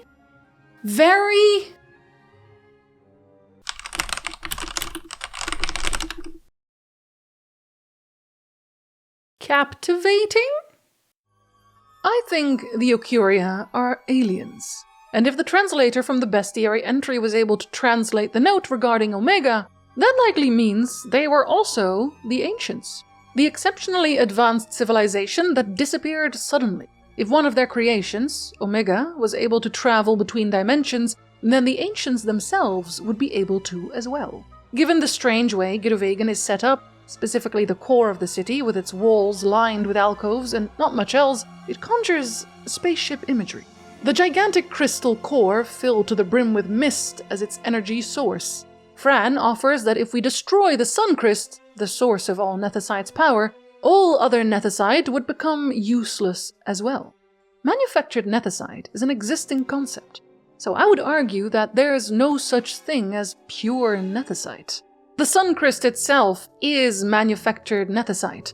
Looking at the model, it appears intentional, more like an engine core than anything. Like they took a Magicite crystal and modified it. That would explain why the Empire was instructed by Vena to acquire high-quality Magicite for their Nethicite manufacturing business as well. If the Sun Crystal functions as a sort of engine that keeps the de-affected Nethicite active in order to keep the illusion of godhood going, then its destruction, removing the other stone's functionality, also makes sense. And this extends to the Espers too. Famfrit is a manufactured Esper, created by Cid with Vena's help. Cid still calls the stone holding Famfrit manufactured Nethicite, so the stones holding the Espers are likely specific designs to hold Espers and only Espers. Purely the mist that constitutes the Esper in question, that pulls it into our reality. Because that's the Occuria's main weapon, mist manipulation. If they had any functional power beyond their creations, they wouldn't need a proxy in the form of a Wraithwall or an Ash. They'd just do it themselves. If they're so worried about Vena, if they need them destroyed so badly, why not come down from the clouds and kill them? They can't. The only reason they can control powerful entities like the Espers is very likely a kill switch they create alongside the Nethicite they're stuffed into in the first place. All of the legends of the gods, as told by the races of Ivalice, speak of them with reverence. But when you read between the lines, it becomes apparent that it was simply highly evolved technology. In early times, no one could replicate their work, so you get quotes like the Zegal Bestiary. Espers were created by the gods in ancient times. Favored with great strength and intellect, the Espers knew power far beyond that of men. But their power made them proud, and at length they sought to challenge the gods. The gods were angered and struck them down, binding their souls and flesh with the glyph of the beast. They stole their freedom for all eternity. They now live only when summoned by their glyph to serve whosoever called them forth. They started out as Ash's Pikachu, but they thunderbolted too close to the sun and got stuffed back into their Pokeballs. Mist is accepted as a naturally occurring phenomenon. Before mist, electricity was an existing source of energy in Ivalice. From the Flan journal, Electricity made it possible to operate devices of a far larger scale than ever before, but the vast quantity of solid fuel required to generate electrical power, and the development of methods to artificially condense mist, led to the latter supplanting the former as the dominant usable energy source in Ivalice. Isn't that just so terribly interesting? Sorry. I'm going to drag 2 more games into this conversation real quick, oh no. Final Fantasy Tactics and Vagrant Story. I won't be spoiling anything particularly heavy, but here's a time skip if you'd like one.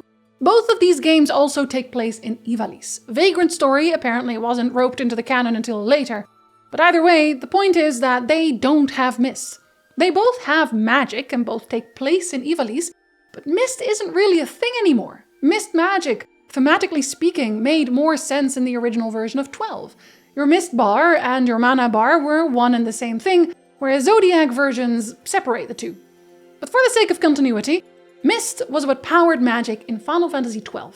And not just magic, but mechanical engines, lights, everything. This game is also the first game in the series in terms of time period. Final Fantasy Tactics takes place long after 12, in a world where civilization can only dream of a past where airships filled the skies. The world of Tactics itself does not have airships. They don't have mist either, but they do have the Espers.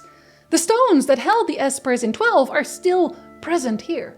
Now called Auracite, but still acknowledged by Ramza, the protagonist, as Magicite. And hold on, I have a side tangent within the side tangents of the original tangent. I think Espers are just straight up demons, and mist functions as both an efficient source of energy and also interdimensional travel in general. It is the reason the original Occuria, I'll get back to that, made it to Ivalice, but also how they entrapped and controlled the Espers. Here's an excerpt from Final Fantasy Tactics A2 Grimoire of the Rift, a game that takes place before the original Tactics game. There are worlds within our world of Ivalice that we cannot touch or know as we know our own bed, home, or town. The Netherworld, the Imperial Plane, the World of Illusion, these are together known as other worlds, unseen by eye, untouched by hand. The order of creatures known as Scions hails from these other worlds. They are found in many places, in many lands, and they count among their number emissaries of the gods, protector spirits, and even greater doers of evil. Though the other worlds are not normally accessible from Ivalice, if certain requirements are met, it is possible to give otherworldly power a physical manifestation in our world. This is most commonly seen in the pact made by the summoners who call down an Esper to fight for them, from the legend of a great mage in the far eastern realms who sundered a magical seal, thus receiving a scion as a servant. It would seem that they too operate by these same principles. In Yeland, it has been discovered that that summoning of scions is possible with the use of a particular magical device.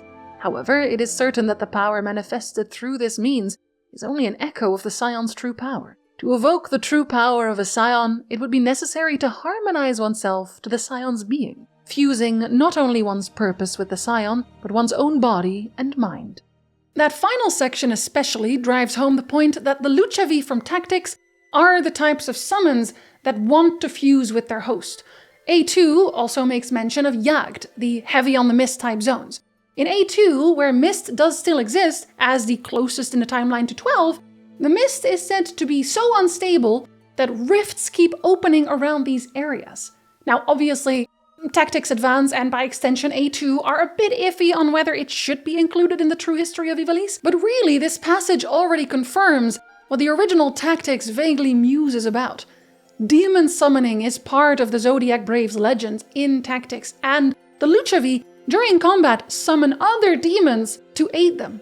Ramza calls the Auracite the work of demons, not gods.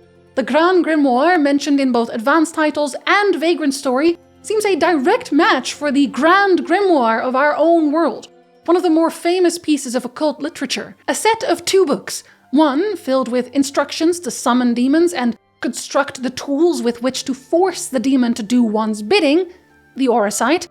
The second contains instructions for making a pact with the demon, allowing one to command the spirit without the tools required by Book 1, but at greater risk. The Esper Rebellion, led by Ultima. A lot of the names of the Espers themselves are also very directly based on demonic names from the Key of Solomon and the Grimoire. Adramelech didn't even change any of the letters. But the Auracite don't always seem to summon the Luchavi, the demons. Like with all rituals, it depends on who's calling. There's a moment in Tactics where a character dies, but one of the stones brings him back to life without any dire consequences. Given the list of Scions of Darkness and Scions of Light we have from Final Fantasy XII, whether you have good intentions might decide which Scion answers, which spirit's soul, Mist, is pulled through the ether to hear your plea. In conclusion, the Occuria are not gods. They're interdimensional travelers who use a resource called Mist to facilitate said travels, and when Mist is concentrated in high enough doses, it can even tear a rift in reality to pull unwitting entities through it to then do the Occuria's bidding after they get stuffed into their Pokeball. I mean, Nethicite. Don't sue me, Nintendo, it was a slip-up. Okay, I have one more tangent, and this is probably the most far-fetched one, harebrained even, just for fun, alright? Bear with me. It's a short one.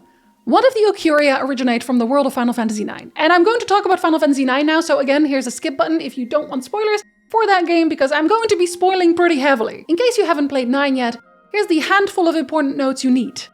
In the world of Final Fantasy IX, each planet has a crystal. The crystal absorbs the souls of the dead, retains the memories of that soul to enrich its own capabilities, that being the creation of life, and then spits the soul back out, reborn into a new body. Once enough cycles have passed and the crystal can't progress beyond the current state, the planet it's part of decays, and the old crystal returns to outer space. The Terrans were a race that found a way to become immortal somehow. They also have a tree, the Iorveth tree, that can redirect souls away from the crystal, as well as the capability to create genome. Genome are empty husks that can receive souls to effectively artificially reincarnate a soul. Now, at a certain point, the Terran crystal started to die. Presumably, it had matured. But the Terrans didn't like the idea of that, and so they started fusing their own planet's crystal with newly birthed planets to effectively assimilate the place.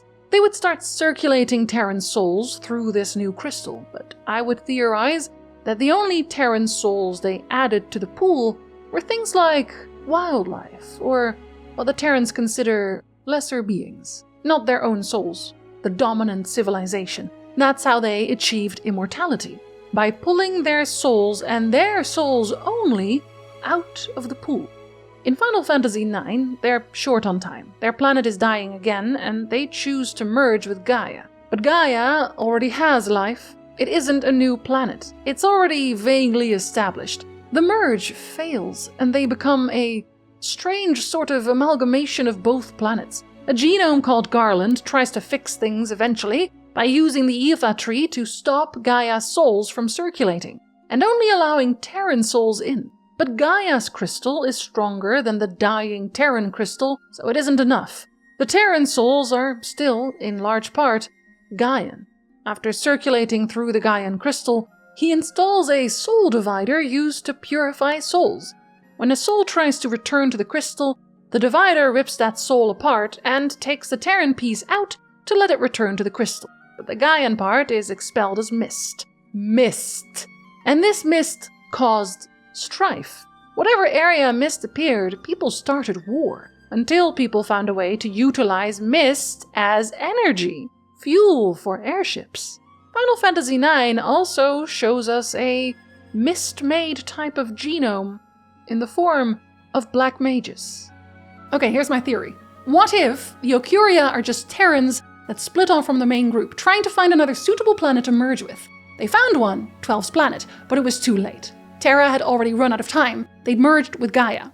Our Terran scouting team was out of options. Their genome bodies could give out any moment. They needed their souls shoved into a new pair of legs. They had to start from scratch and scramble to build whatever machinery required to get things started. They needed life to start flourishing stat, so they could have a society to run and serve them. All the empty pod-looking areas in Gudovegan likely held Terran souls. And let's make this pet theory a little darker. I think they were part of the main Terran society, but the Occuria group of Terrans sacrificed them all to the crystal to kickstart development. Life finally sprouted, and they set up a soul divider to try and recoup the Terran souls from the newly birthed. Let's call them evolution souls. But they don't have an Iorveth tree here, so their process is unrefined. It goes a little wrong, a little all over the place, mist everywhere. Ruh-roh, Scoop, now the whole place is at war again. That's not right. The Occuria let it be for a bit. You know, the legends say they weren't into the whole war thing. But the situation doesn't seem to be improving much, and so they take matters into their own hands. They've made their hub right next to the World Crystal, the big golden thing in Giruvegan, and they've realized they can attune it somewhat to, instead of cycling souls, holding and absorbing souls. Mist. Nethicite. They pick a champion of the people, Wraithwall, and let him sort things out. Done. The Terrans, the Occuria, rule again, except now there's only a few of them, inflating their ego further and calling themselves gods until one of them got sick of it. The Occuria, being so resistant to change and so intent on keeping control, aligns perfectly with the Terran's stagnant view of life that comes with immortality, as well as their blatant disregard for all life. Yeah, Ash, just blow up the Empire. What do I care? I just need the ants to stop messing about while I'm sipping martinis by the pool, and I can't do that while our wayward colleague is trying to wrest control away from us. I hate self-determination. Also, as a side note, summons in Final Fantasy IX are born as protectors of the planet's crystal to defend against threats, and what if the Espers in 12 didn't actually rise up against their masters? It was just our planet's crystal defending itself against the Terran invaders. Alright, anyway, let's talk about the story now. I like the story of 12 a lot, because it made me think about a lot of things at once. Not just the Mist and the Occuria, though that was a fun little bonus adventure. 12, like Tactics, very directly deals with the political situation of the world. Not in the way other Final Fantasies do, where there's an underlying evil responsible for all the bad things in the world, and so using an underlying good will be able to fix it all.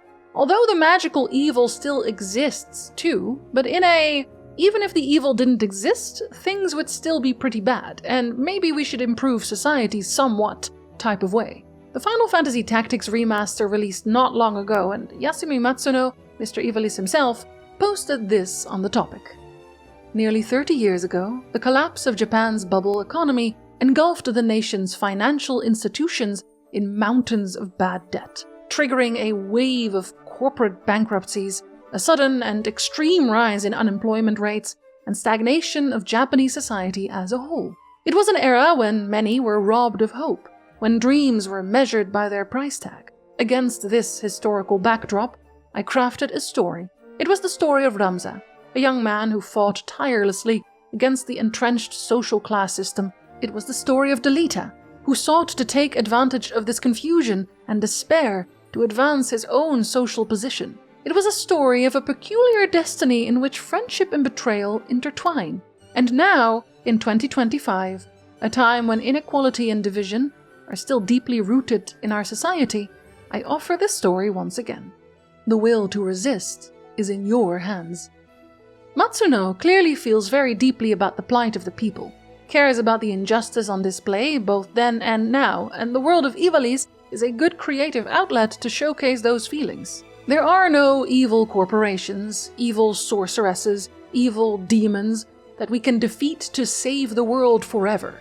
The world of Ivalice, at least at that point in time, is fundamentally broken, built on restrictive systems perpetuated by its would-be gods, the Occuria. The way the Occuria conduct themselves places them firmly in camp order, with humanity in camp chaos. Every time I read a bestiary entry for one of the entites, they played out these two opposites.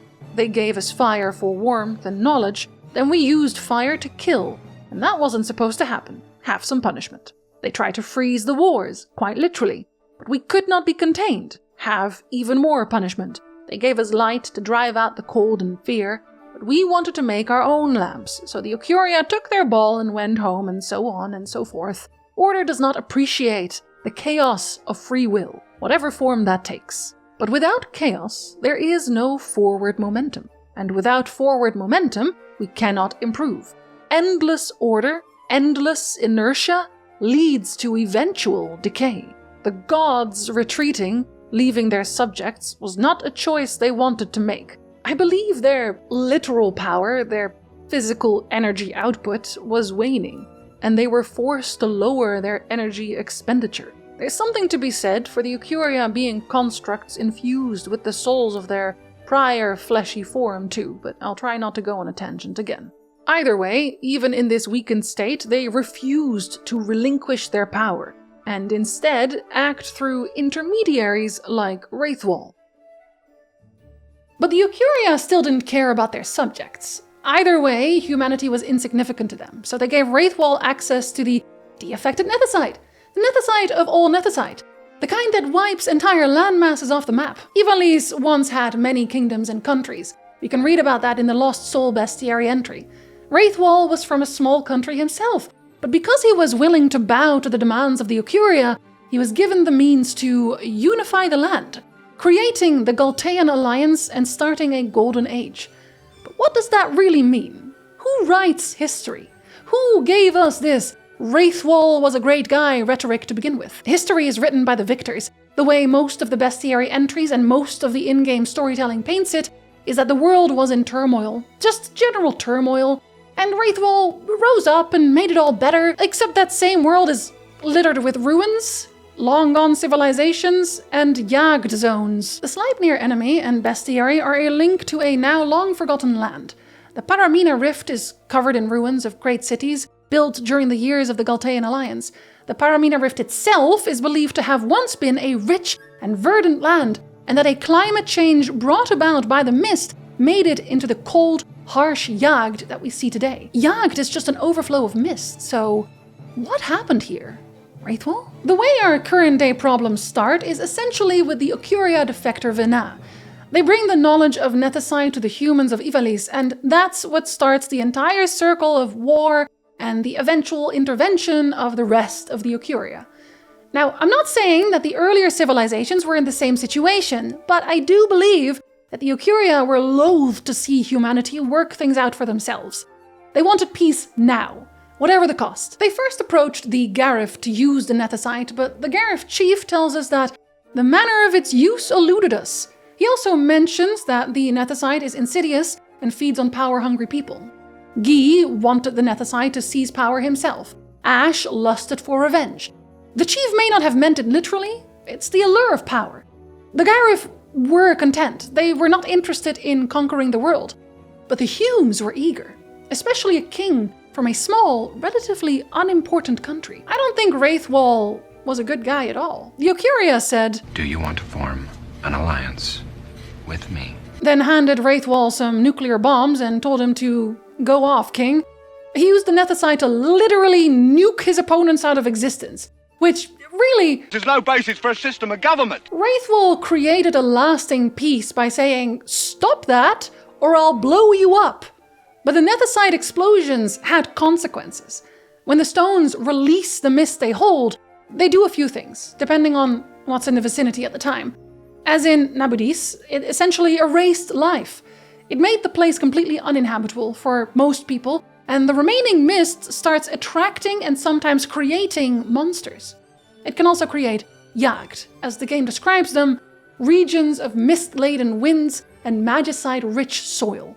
Strong winds can even move these Jagds, creating mist problems in areas otherwise untouched by Nethicite. I've been calling them nuclear bombs because that really is exactly what they are. They leave behind radiation. They can mutate life, although that's actually far rarer than you might expect, and they're immensely destructive overall.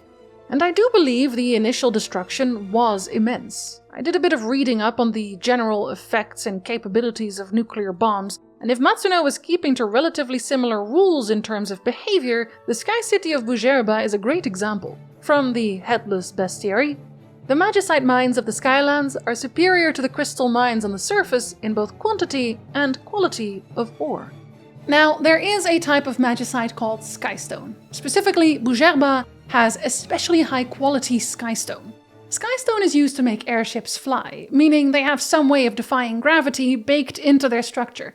My guess would be that the flying isle of Bujerba, and with it, the other magicite-rich mines in the sky, were all once part of the earth below, until our dear Wraithwall set off a Nethicite explosion near and around it, literally blasting it free from the surface.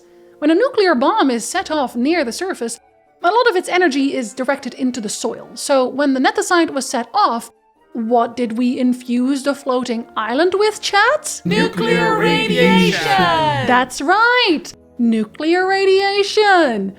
The regular rocks in the ground got irradiated and formed into magicite. When a nuclear bomb is set off further away from the surface, the particles collect mainly in the air and can move around with the wind. That's Jagd. Fran mentions that the mist in the Feywood is cooled. The Feywood, unlike other mist-dense areas we find, contains plants and animals thought otherwise extinct, still thriving in their primitive forms. Like in all energy production, once the steam, or in this case mist, is cooled, it loses its inherent potency. So our starting position is a landmass governed by psychopathic would-be gods with access to nuclear bombs they give out to whomever is willing to do their bidding, and the general aftershocks of that setup. Wraithwall burying entire civilizations when they didn't align with the Occuria, and getting off with a... But look at the economy though! He made line go up! Yeah, I guess the wars also ended, but only because everyone was dead.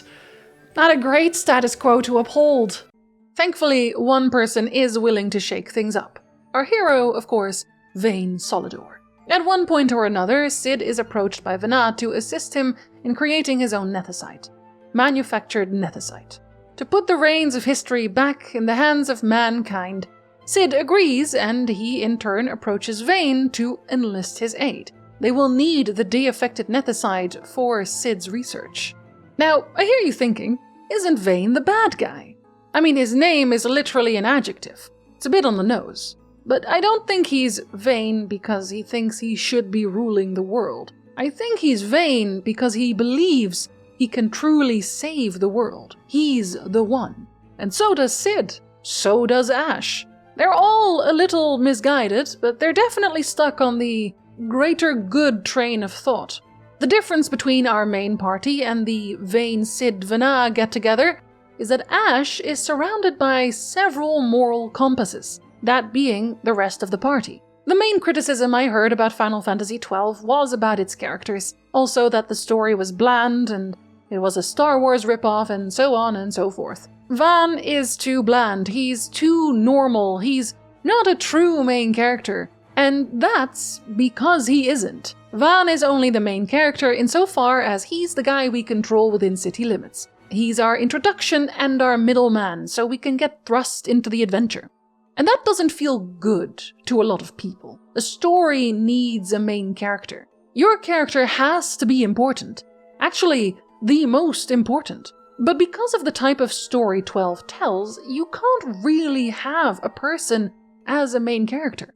The true main character is Ivalice, the world. Final Fantasy XII is a story about restructuring, rebuilding, and evolving, letting go of the past. We get small conversations about the shackles of history often throughout the game. Almost everyone's got something. Ashe's memories of Razzler, Retha's musing about the destruction of Nabudis, Van's initial hatred fueled by the death of his brother, Balthier's father and his past as a judge, Fran's departure from the woods, Bash and the fall of his country and subsequent betrayal of his brother. Penello's the only one without some type of slumbering, deep-seated grudge. She's mainly there to make other people manageable, which is probably why everyone gets a cool description in the character section of the manual like Master of Weapons, Dashing Sky Pirate, or Loyal Knight, and Penello just gets Van's friend. Then there's the part where everyone looks particularly normal too. It's all just so normal. I mean that in a general Final Fantasy setting sense. Look at these guys. Now look at these guys. Outside of Fran, everyone's pretty normal. Not a non-functional belt in sight. So, yes... Belts are generally a functional clothing item. Are they now? Yeah, yeah. What a strangely out of the blue topic. The closest to that is probably Final Fantasy VIII, but then 8 will have strange characters like Dr. Odin or strictly ridiculous dialogue like Mr. Monkey's insults. Final Fantasy XII has very little in the realm of true lunacy. Very few out-of-pocket circumstances. Even the I'm Captain Bash von Ronsenberg. Spiel is played weirdly straight. Hey, how's it going? Good, I'm Captain Dash from Damascus. Barry from Pennsylvania. Nice to meet you. What I'm trying to say is, this Final Fantasy is just a lot more serious high fantasy than other Final Fantasies. The story rarely has room for levity, and when it does, it generally serves the purpose of showing Ash what she's fighting for. Penelo barely gets a story. Her job is to be the bait that gets Van out of Rabanastre, and with Van come Balthier and Fran. The leading man. Leading man. Leading man. Bash was going to join anyway because he was already going in the general direction, and there, we have our party. We pick up Ash on the way because she's the only real person of interest. Every time there's a brief moment of jokes, it takes the form of Van and Penelo being a little silly, being kids, Bash maybe being a little awkward around them. Then Ash watches their antics from a distance with a thoughtful look or smile on her face, and we can surmise that she's doing some introspection. The main point of the journey isn't really getting to the Suncrist or ending the war. It's to get Ash to a point where she no longer sees an atomic bomb as the answer to her problems. A point where the Occuria lose their control over Ivalice. The Occuria's power does come mainly from control through fear. They can blow things up, but they also apparently manage to enslave most of the larger dragons we fight in the world. They warred with the Saurians before, but the majority of the tyrant Saurian types are also classified as dragons. They decimated and then subjugated an entire species. The legends about the Occuria all inspire fear and awe, and all the current generation has to go on is these legends. Vana shatters that veil of mystery by showing themselves to Cid directly, explaining what's going on and planning a revolt. The Occuria are furious. We see them trying to cling on to that power in their interactions with Ash, but not just her. It's extended to anyone else with a ghost to leverage. When we find the first Nethicite-destroying sword, both Ash and Van see a spirit. Ash sees Razzler, and Van believes he sees his brother Rex. A while later, Ash still sees Razzler's spirit at various moments, but Van no longer sees anything. The difference being their state of mind. Ash is still bent on revenge, still usable as a tool. She isn't just avenging Razzler, she also believes that following the Occuria's plans for her are in the best interest of her people. As their queen, how does she decide where she'll limit the destruction of others in pursuit of stability? The other party members don't seem to see any spirits at all, and that makes sense. Penelo doesn't have a hateful bone in her body. Fran is too aloof to hold particular grudges regarding the Empire. Balthier is secretly from the Empire. Bash knows his brother is in the Empire and still cares, mainly acting in defense of Dalmasca at this point. Van despises the Empire specifically for a few reasons. Most directly, they're responsible for the death of Rex, his only surviving family member after the plague took his parents. But because he is a street urchin, getting by mostly through theft while stuck in a city with no way out, he often sees the Empire's cruelty firsthand. During the opening scenes, we witness a few of these moments. The Imperials grab some fruit from a vendor, and when the vendor objects to their non-payment, he's immediately threatened. The local tavern was, for a while, completely occupied by Imperials who acted like they owned the place, not letting the locals enter in peace.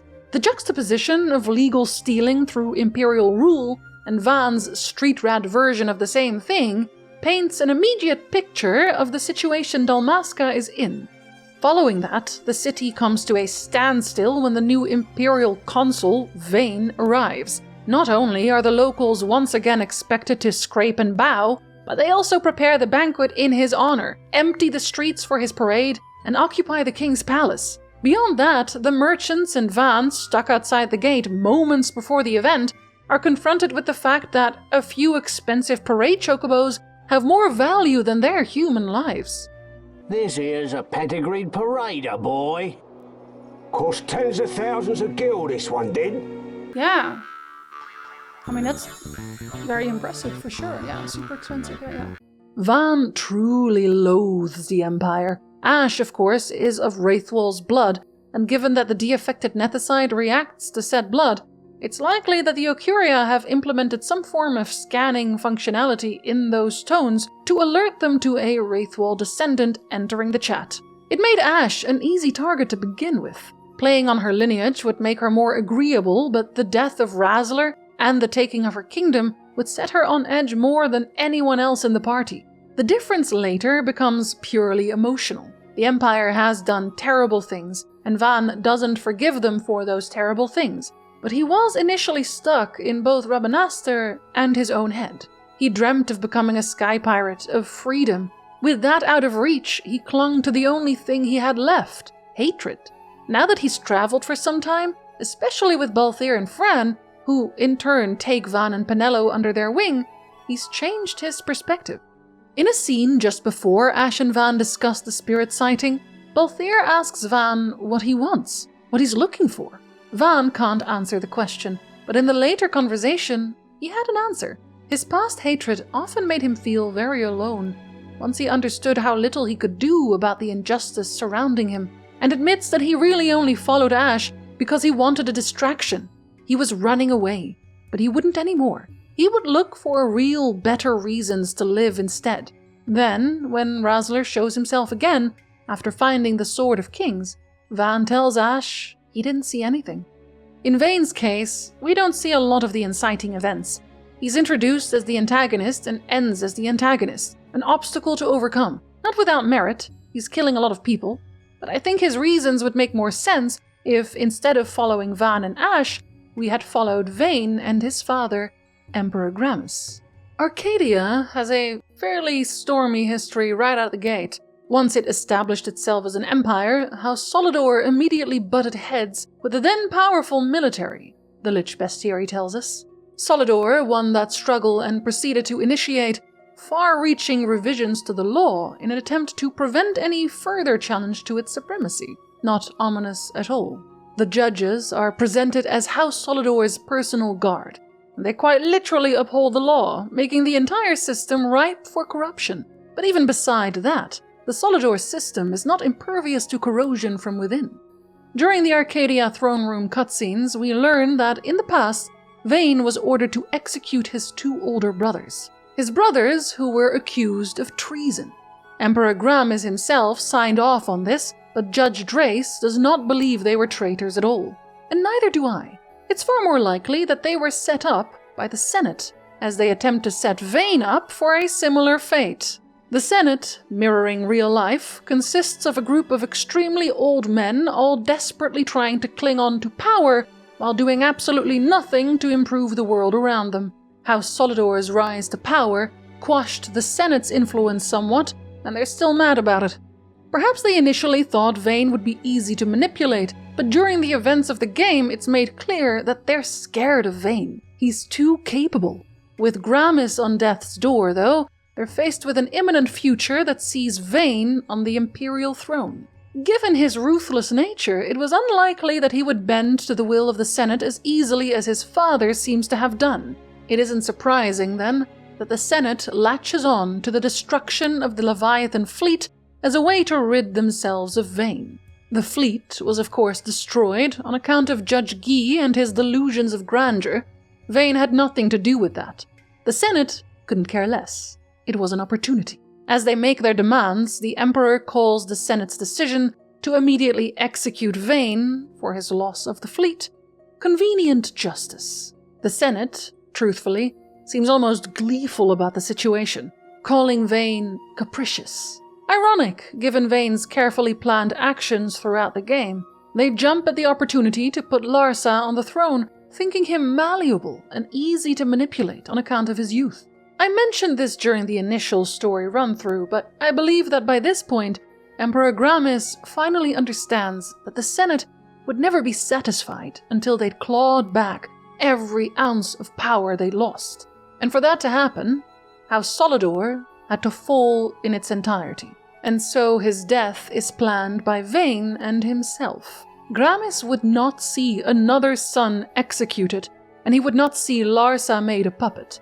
Because isn't it interesting that Senate leader Gregoroth had drank his own poison to commit suicide, moments after killing the Emperor? No signs of a struggle, no wounds, no shouting, almost like he really did drink it voluntarily. What I think happened is a toast. Classical poisoning scene. Gramis invited Gregoroth to toast to a successful war campaign, or perhaps a final drink to Vane's life, before his tragic death. Gregoroth would happily accept, never suspecting poison because Gramis intended to die alongside him. A perfect setup. Gramis clearly knew Vane was ruthless, and I doubt this was his first choice, but what other options were left to them? And isn't it a delightfully ironic kind of vengeance, to rid yourself of the schemers by scheming better than them? They had every right to fear Vane. And Vane, for his part, grew up in this insane climate of political intrigue. The world at its core was just chaos. When Cid approached him with Vanna's offer, he would have leapt at it. A chance to fix things, make a more just world. Unfortunately, it had a very "some of you may die, but that is a sacrifice I am willing to make" tone to it. First, he sent Zect to Nebradia for the Midlight Shard. That one blew up, but still made for some solid experimenting. Then he learned that the Dusk Shard was held in Rabanastre, so now he had to rush into a war to pick that up. The initial setup of Arcadia brokering for peace was simply so Vane could use it as a shield. He was the one to dress up Bash's twin brother as Bash, who would then take the fall for killing the king of Dalmasca and be branded a traitor, washing Arcadia's hands clean of the royal assassination. Vane could maintain the facade of a man who's simply a part of the system, trying his best to make the invasion and eventual peace in Dalmasca a calm and lasting one. As again shown during his initial speech in Dalmasca, he wants to be seen as good and just, and he also needs to find enough time to turn the palace upside down to look for the damn shard. Then Van runs off with it, Guy steals it back and tries to steal another one but blows up a whole fleet of ships. Good job, Guy, you absolute pinecone. But they unlock the secrets of manufactured nethicide regardless, and eventually Cid and Vanna manage to merge the 3 stones with the Suncrest, allowing the stone to release its gathered mist and summon the gigantic airship Bahamut. And, Cid's whole Jesus imagery thing. Actually, about that, both Cid and Vane really do believe they're doing the right thing, from my perspective anyway, but I also think they lost the plot by the end. Cid all but affirms that he's trying to, This really comes back to what the Garif chief tells us about the nethicide. It's insidious and feeds on power-hungry people. Absolute power corrupts, absolutely. When Cid dies, he comes apart as mist. Same as Vane. They've both used nethicide to such an extent that it had started to affect their body. Bergen likewise was using manufactured nethicide excessively, and while he didn't erupt in mist, it seemed to overwhelm him in the end, releasing strange spirits at his demise. The nethicide mentally and physically affects the person using it. In the end, that would likely mean that if Vane did succeed in uniting the land under his rule, it would be an oppressive tyranny, not a calm golden age.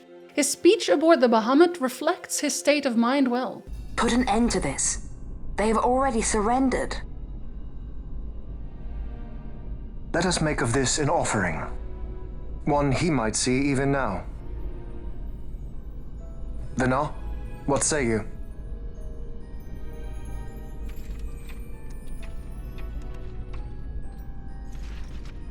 The main battery stands ready. I beg you! Fire.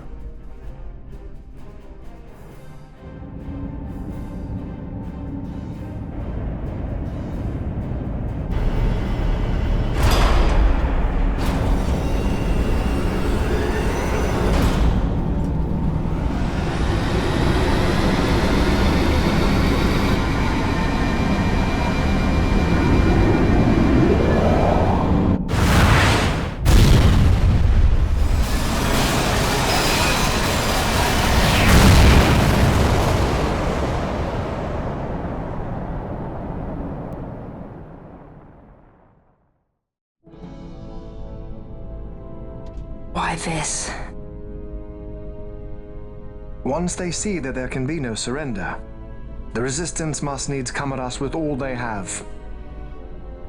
We will answer their attack head-on and destroy them, before the eyes of all Rabanastre.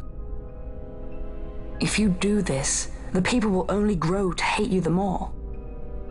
And should I pardon them, they will only rise up yet again. I do not believe they would. In cooperation lies our hope. You are mistaken. You are wrong, brother.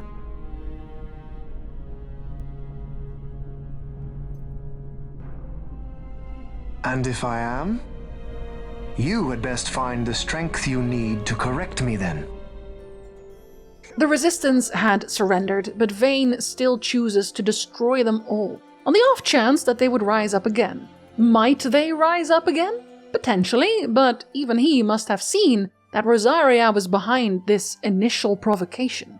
The resistance forces were puppets in a war between the two most powerful forces in Ivalice. Vayne is a tactical genius.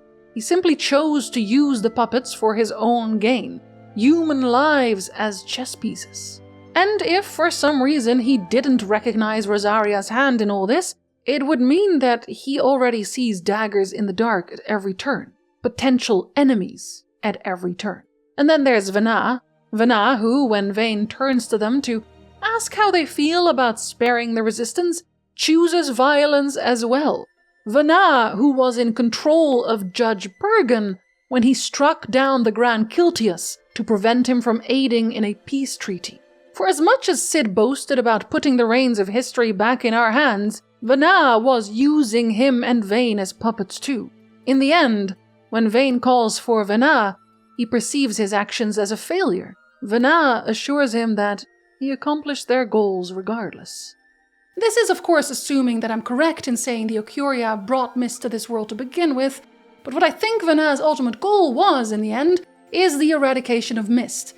The Bahamut was Cid's final and ultimate creation. To power it, the Suncrest was required. Its use? War and war alone. Vana wanted this war to continue, to thrive, to finally and ultimately eradicate the Mist used in every facet of Ivalice society. Mist used in airships, in guns, in every facet of life. Mankind had once started developing ways to utilize electricity, but dropped the entire idea in favor of Mist. Removing Mist from the equation meant we would have to stand on our own 2 feet again, without the use of space dust. That is why Vana believes their goals were accomplished either way. The main way the Occuria harnessed Nethicite and Mist was the Suncrest, and it was destroyed. The Bahamut absorbing and using most of its stored content. Ash had turned away from the Occuria, who had for so long backed her bloodline. From this point forward, there would be no more Mist. The Jagd would slowly dissipate, the Magicite mines would empty, and eventually, far into the future, Magicite would become so scarce that new wars would begin purely to fight over the last few reserves. And as we know Mist gathered in Magicite is volatile, it would not be too far-fetched that a final concentration of the stuff caused the cataclysm described in Final Fantasy Tactics Past. I wouldn't be entirely surprised to know that the Espers we freed during our travels in 12 had a hand in this particular war either. The absolutely gigantic crystal we see in Gidovegan might be that last piece of Magicite, and at least Ultima would have its location. But we won't go on that tangent again. Anyway, it's just a conga line of entities who are happy to do whatever it takes for the greater good, whatever that means. Vana is happy to instruct Vayne to kill thousands in order to fix the Occuria problem. Vayne is happy to instruct his armies to kill thousands to make himself the true and righteous ruler of Ivalice. Ash is, initially, happy to kill thousands in order to safeguard Dalmasca. The problem with the first two is that they are not confronted with the consequences of their actions. When Cid ordered Zect to go to Nebradia, steal the Midlight Shard, and blow Nebradia off the face of the earth, Cid never saw the aftermath. He didn't care about that. Zect, Rethus, did. He immediately changed his tune and now resented Nethicite use in war altogether. Vana is an immortal so far removed from life as a limited and precious thing that they were never going to consider the deaths of thousands as a problem. But Vayne is just a man. He ordered many deaths, but we never see him enter combat himself. We never see him directly interact with the falling out of the wars he started, the pain he caused, the loss felt by other people. That's where he and Ash differ. Ash didn't change her mind because she suddenly thought nuclear bomb bad. or because she wanted to put the reins of history back into the hands of mankind, but because she understood through her journey that the Empire wasn't only the evil acts she dealt with personally. Especially through Larsa, not just part of the Empire, but of House Solidor, did she get a glimpse of the other side of the coin. Whenever we see her watch Van and Penelo just existing as people, she's mulling over the idea that the Empire has kids like them as well. The slums of Arcadia show us that there is suffering there too. There's a troop of Mughals being sold into slavery. The upper and lower classes are divided by literal property in the form of chops. Previously easily obtainable and nutritious food like rainbow eggs suddenly became a delicacy for the rich, withholding this much-needed resource from those who needed it most. The Empire does not have its shit together. But then there's Larsa, who truly wants peace. There's the Imperial, who posts a hunt for a monster threatening the safety of the locals, purely because, while his fellow soldiers don't care, he doesn't want to see people suffer. He wants to help. There's Rethus, previously Judge Zect of the Empire, trying to atone for his mistake by sacrificing his own life. Balthier, who, while he ran off to do his sky pirating, is still an Imperial. He told Ash directly. In the end, removing the Occuria would change nothing. The divide between the rich and poor would still widen. The wars would still happen. Their nethicite was just a catalyst, and that's why I like Final Fantasy XII's story so much. It's more understated and subtle while having a lot to say. 12 was not particularly popular, and still isn't, really. I know this because it's hard to find fan art of the main villain in romantically awkward positions or dramatic, sexy poses, although Balthier and Fran do not seem to have that issue. Van was, of course, one thing that rubbed people the wrong way, but the story itself was labeled as not Final Fantasy. And to a degree, that's not wrong. Looking at the 3D Final Fantasies, they all seem to follow a pattern. Every game has, at minimum, the trifecta: main character, wife material, and clown. Cloud, Tifa, Yuffie. Squall, Renoa, Zell. Zidane, Garnet, Quina. Tidus, Yuna, Riku. Some even have multiples. Barrett and Ketchi are kinda clowny too. So are Selphie, Steiner, or Waka. 12 has Van as a main character? Or Ash? Wife material, Penelo, maybe? The clown is nobody? No one's main character trait is goofball or clumsy. Everyone's just mildly competent and takes the mission seriously. On top of that, each of those other titles really focused in on personal character drama, especially that of the main character. The state of the world was, to a point, set dressing. Not that it wasn't important, but it wasn't the main focus. That was reserved for the emotional journey of our hero or heroes. What do we learn about our characters in 12? Plenty on the surface, but none of it is played for emotions. Van lost his parents and then his brother, so he's very angry at Bash and the Empire. He's also a little confused about his future. We see these issues resolved when Van, off-screen, experiences character growth, and now he's no longer angry and knows what he's about. Penelo's problem is Van. Resolved. Bash got framed for the murder of the king, and his brother is still mad at him. This is resolved by the parties seeing his twin brother, and the twin brother also experiencing character growth and dying. Balthier's problem is that his dad's a dick, also resolved by the dick dying. Fran's problem is that her toxic tree mother has really weird house rules. This is resolved by her not going home. I mean, she wasn't going to anyway, the party just required a house visit or she wouldn't have been back. Ash's problem is that the Empire killed her husband and her father, and the fate of her country now rests on her shoulders. To use or not to use the atomic bomb. This is resolved by experiencing character growth during scenes with likable characters. Atomic bomb bad. You'll notice how I just called everything experience character growth, and that's because in most more character-driven Final Fantasies, these moments are vocalized. That's partially because of graphics. During the PlayStation 1 era especially, you can't really give your characters expressions, but 12 could. And I really love these subtle mood indicators. Looking at the eyes, we can tell when a conversation affected the characters in a certain way, if it's making them doubt their earlier words, if the other person's reaction bothered them, if they're hurt. It also allows the story to do what it needs to do without pulling the focus onto the characters themselves. I'm trying to concentrate. When I say the characters experienced growth off-screen, I'm mostly joking. We do see that growth in their expressions. Let's take Van as an example. What do we learn about him? He's an orphan who yearns for freedom. He's got a short fuse and wears his heart on his sleeve. Those are his main characteristics. At the start of the game, his expressions often range from doubt to confusion to anger, because that's where his mental state is. He doesn't know where he's going in life. He's confused by all the new things thrown his way after all this time in the city, and he's angry at the world. He's just a lost kid in need of guidance. Then he meets Balthier and Fran. Balthier takes him under his wing immediately. Whenever an earlier big moment or impactful decision takes place, Van is often placed behind Balthier when danger is involved, or looks to him on what to do otherwise. That is, until the talk between Ash and Van in the Gareth village. He's more sure of himself now. He knows the world isn't quite as black and white as he'd made it out to be, and that to move forward he has to focus inward. Trust himself to do the right thing. Make decisions he can stand behind. His expressions now change from mostly fearful to defiant, and you don't see him emote quite as often either. Now, more like Balthier, he keeps his expressions more composed. Near the end of the game, during the Suncrest scenes, Van is still angry with Gabranth for killing Rex. Of course he is, but he doesn't jump at him as he did with Bash at the start. He controls himself. Then, later, he urges Ash to help him destroy the Christ, taking the initiative.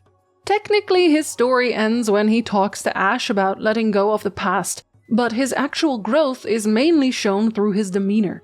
In the final cutscene, he's finally a sky pirate, symbolically showing us that he's truly free. Not because he has a ship, but because he's finally let go of the past and found meaning for himself. Penello's tagline being Van's friend seems weirdly asinine, but without Penello, I don't think Van would have still been here at all. Early on, she's positioned as the mature one, the grounded one. She has to keep Van in check, and because of that, her own worries rarely show in her expressions. The one time she vocalizes any concerns is also during the early game, and during this scene, we don't see her face.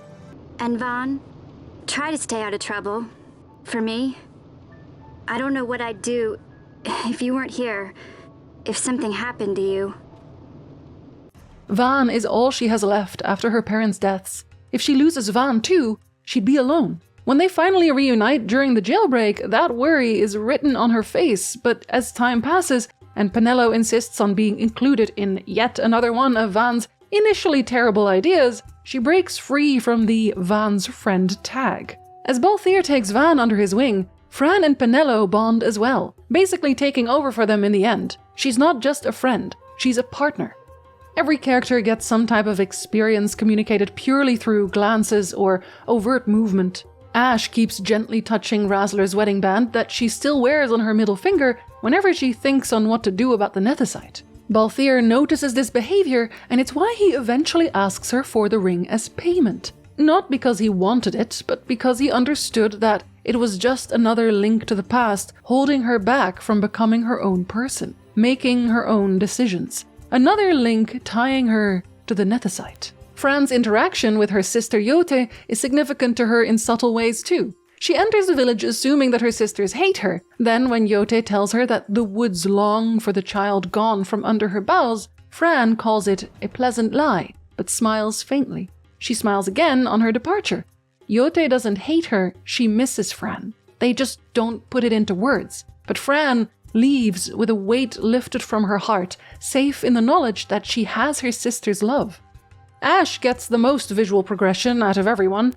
She's really the only person where feelings are vocalized around her very directly. She's often pensive and starts off, much like Van, angry and bitter, seeking revenge. She's subsequently lectured by a 12-year-old child from the Empire, Larsa, about peace, logic, and reason. She has a conversation with a commoner, Van, who didn't even know what she looked like before, let alone that there was a prince at all. A commoner who, like her, also lost loved ones. Ash, up until this point, had only felt the sting of her own loss. She'd lost Razzler and her father, but didn't stop to think on the losses of others overmuch. Not until she sees Larsa's reaction to losing his father, whom he clearly loved. Not until Van directly talks to her about his brother Rex. She sees the way those who lost much still move forward in pursuit of peace over destruction.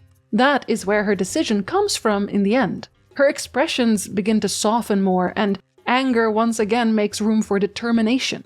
Even the fact that Bash's expression is generally unreadable tells you plenty about him. He's numb, left to rot in prison, betrayed by his brother, lost 2 kingdoms, believed to be a traitor himself. During conversations regarding his allegiance and his previous failures, he'll often cast his eyes downward. His journey is one towards redemption and peace, not necessarily character growth.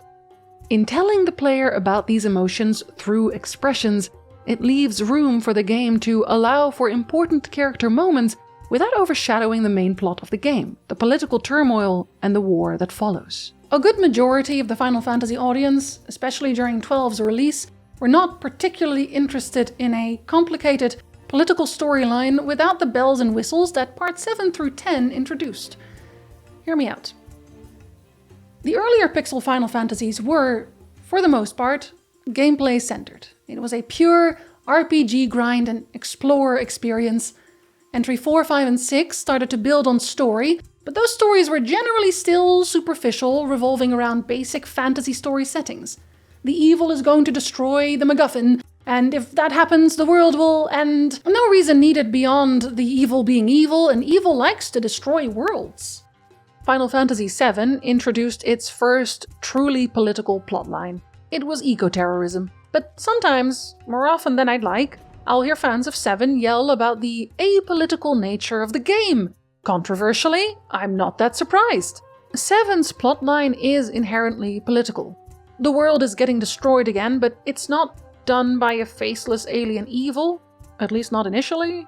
The world is getting destroyed through capitalist greed. There's a reason for the destruction this time. It's money and power. However, if you've played 7 at any point, you'll have also realized that if you don't want to engage with the deeper, though still fairly surface level, meaning of the plot, you don't have to. The game isn't just about the evil corporation. If you want to ignore the real-world implications, no worries, you can. Focus on riding chocobos and cool magic stuff. Let's see if Teo is here today. He is, okay. Get fucked, Teo! Get fucked! Get absolutely fucked, Teo! Eat my dust, Teo! Eat my chicken nuggets! Loser! Get shit on. Get shit on!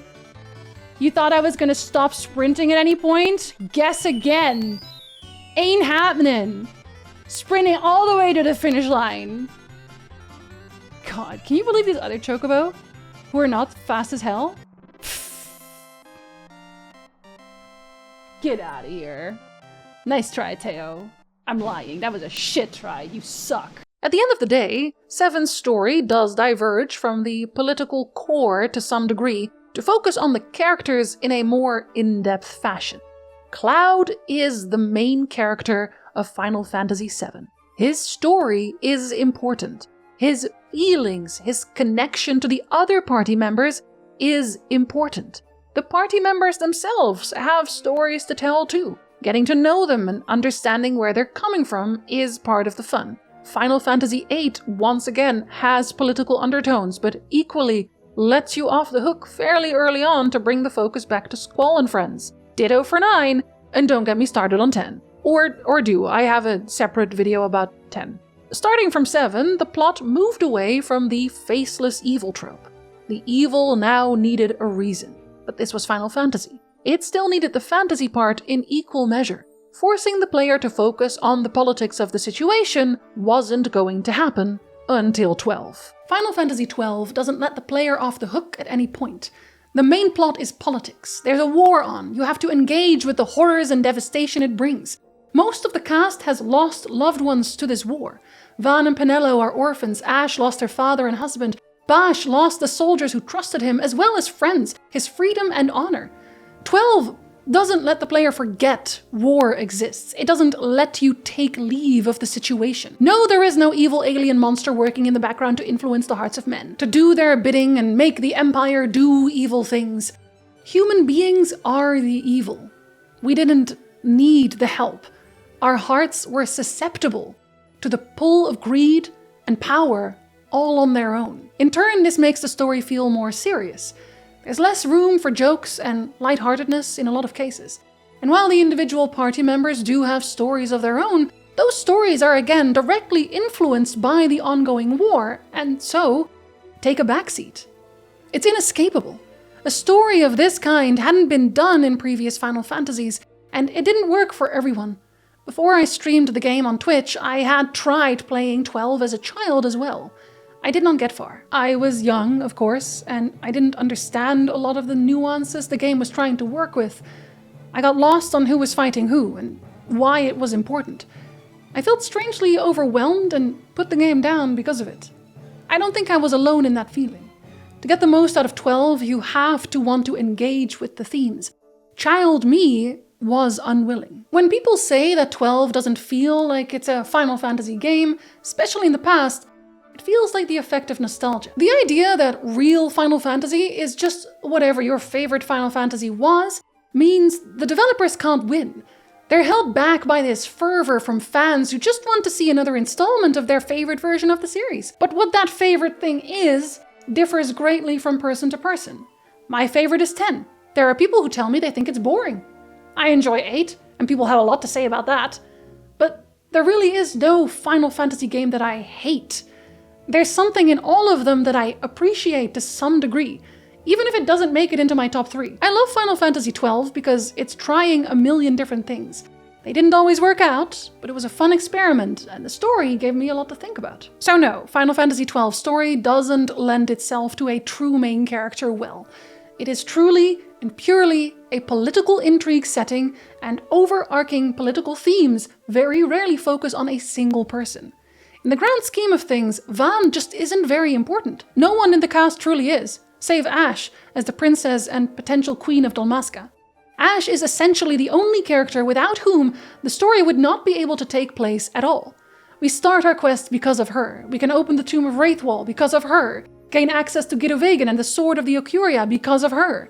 If she had made any other decision at the Suncrest, the story would have looked very different. She had to choose to break the cycle just as much as Vanna did. I'm not saying that the other characters have no importance, but truly, Ashe has far-reaching, lasting impact the way none of the others do. If I had to pick a main character from our party members, it would be her without question. But the main character instead is everyone. The people of Dalmasca and even the other warring nations. The main character is the war and its effect on people. The main character is Ivalice. If Vaan did have a whole lot going on, if he had pulled the story towards him, it would have diminished the story beats surrounding the war instead. It would have diluted the message. But they did have to pick someone to walk around the cities with, so they picked Vaan, our starting character. We don't see the story through his lens. He isn't Titus narrating from his diary. We don't get his thoughts on what we experience. Most of the introspective, thoughtful gazing is left to Ashe. We don't get deeply emotional story beats to wrap up his own personal story. Vaan is the main character because he has the best stat scaling. I also really like that the game starts with Noah impersonating Basch to kill the king and ends with Basch impersonating Noah to save the emperor. Nice and poetic. I have stopped censoring myself in videos entirely at this point. I say all the big no-no words that YouTube doesn't want the kids to know about. Like the concept of death. I'm supposed to say Noah went to the farm upstate instead to get turned into glue. I don't do that, so I'm basically 100% reliant on my Ko-fi supporters. Some of which you heard earlier, the intellectuals who knew what else to find under the earth. If you'd also like to support my videos, check out Ko-fi. Alternatively, you can come and say hi on twitch.tv/Jinzi, or like the video, or leave a comment, or use the hype button on mobile. Let me know if you have one of those. I'm a partnered YouTuber and for some reason I don't have one. There's sure a lot of Imperials out today. They think they're so great, but I hate them. Don't say it too loudly, they will arrest you. And they'll put you into the British Museum. Making of sunstones is a chore we give to the children of our camp. You subsist on child labor? This is a much darker game than I thought it would be. Oh! No, thank you! No, thank you! No, thank you! No, thank you! What the fuck? Got her. Oh! Oh! Can I res real quick? Yeah, I can, maybe. Okay, thank God. Oh no, you're both diseased! Oh, this is a problem because I think it. Oh God, it saves. Oh wait, but it auto saves and I didn't do a normal save yet. I did not live. How did she live? Fran lived. Incredible. Well, for a second she did anyway. Okay, stop. Stop it. They just keep... I don't deserve this, man. I don't deserve all this.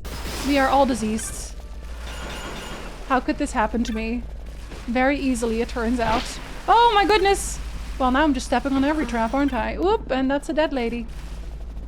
It's okay. She'll be fine. Maybe this team will be better for making... Oh shit. I stepped on a trap again. Oh no! You're a crystal bug! It's fine. I'm sure it's fine. It's not fine. An ardent, are you? I'm gentry. I expect to be addressed as such. Peasant. There's nothing quite so satisfying as looking down on other people, is there? This place sucks. Should we just blow it up? I think it's time to blow it up. You are positively filthy. I could just let you die. Like, I hope you know that. I hope you know that I could just I could walk away right now.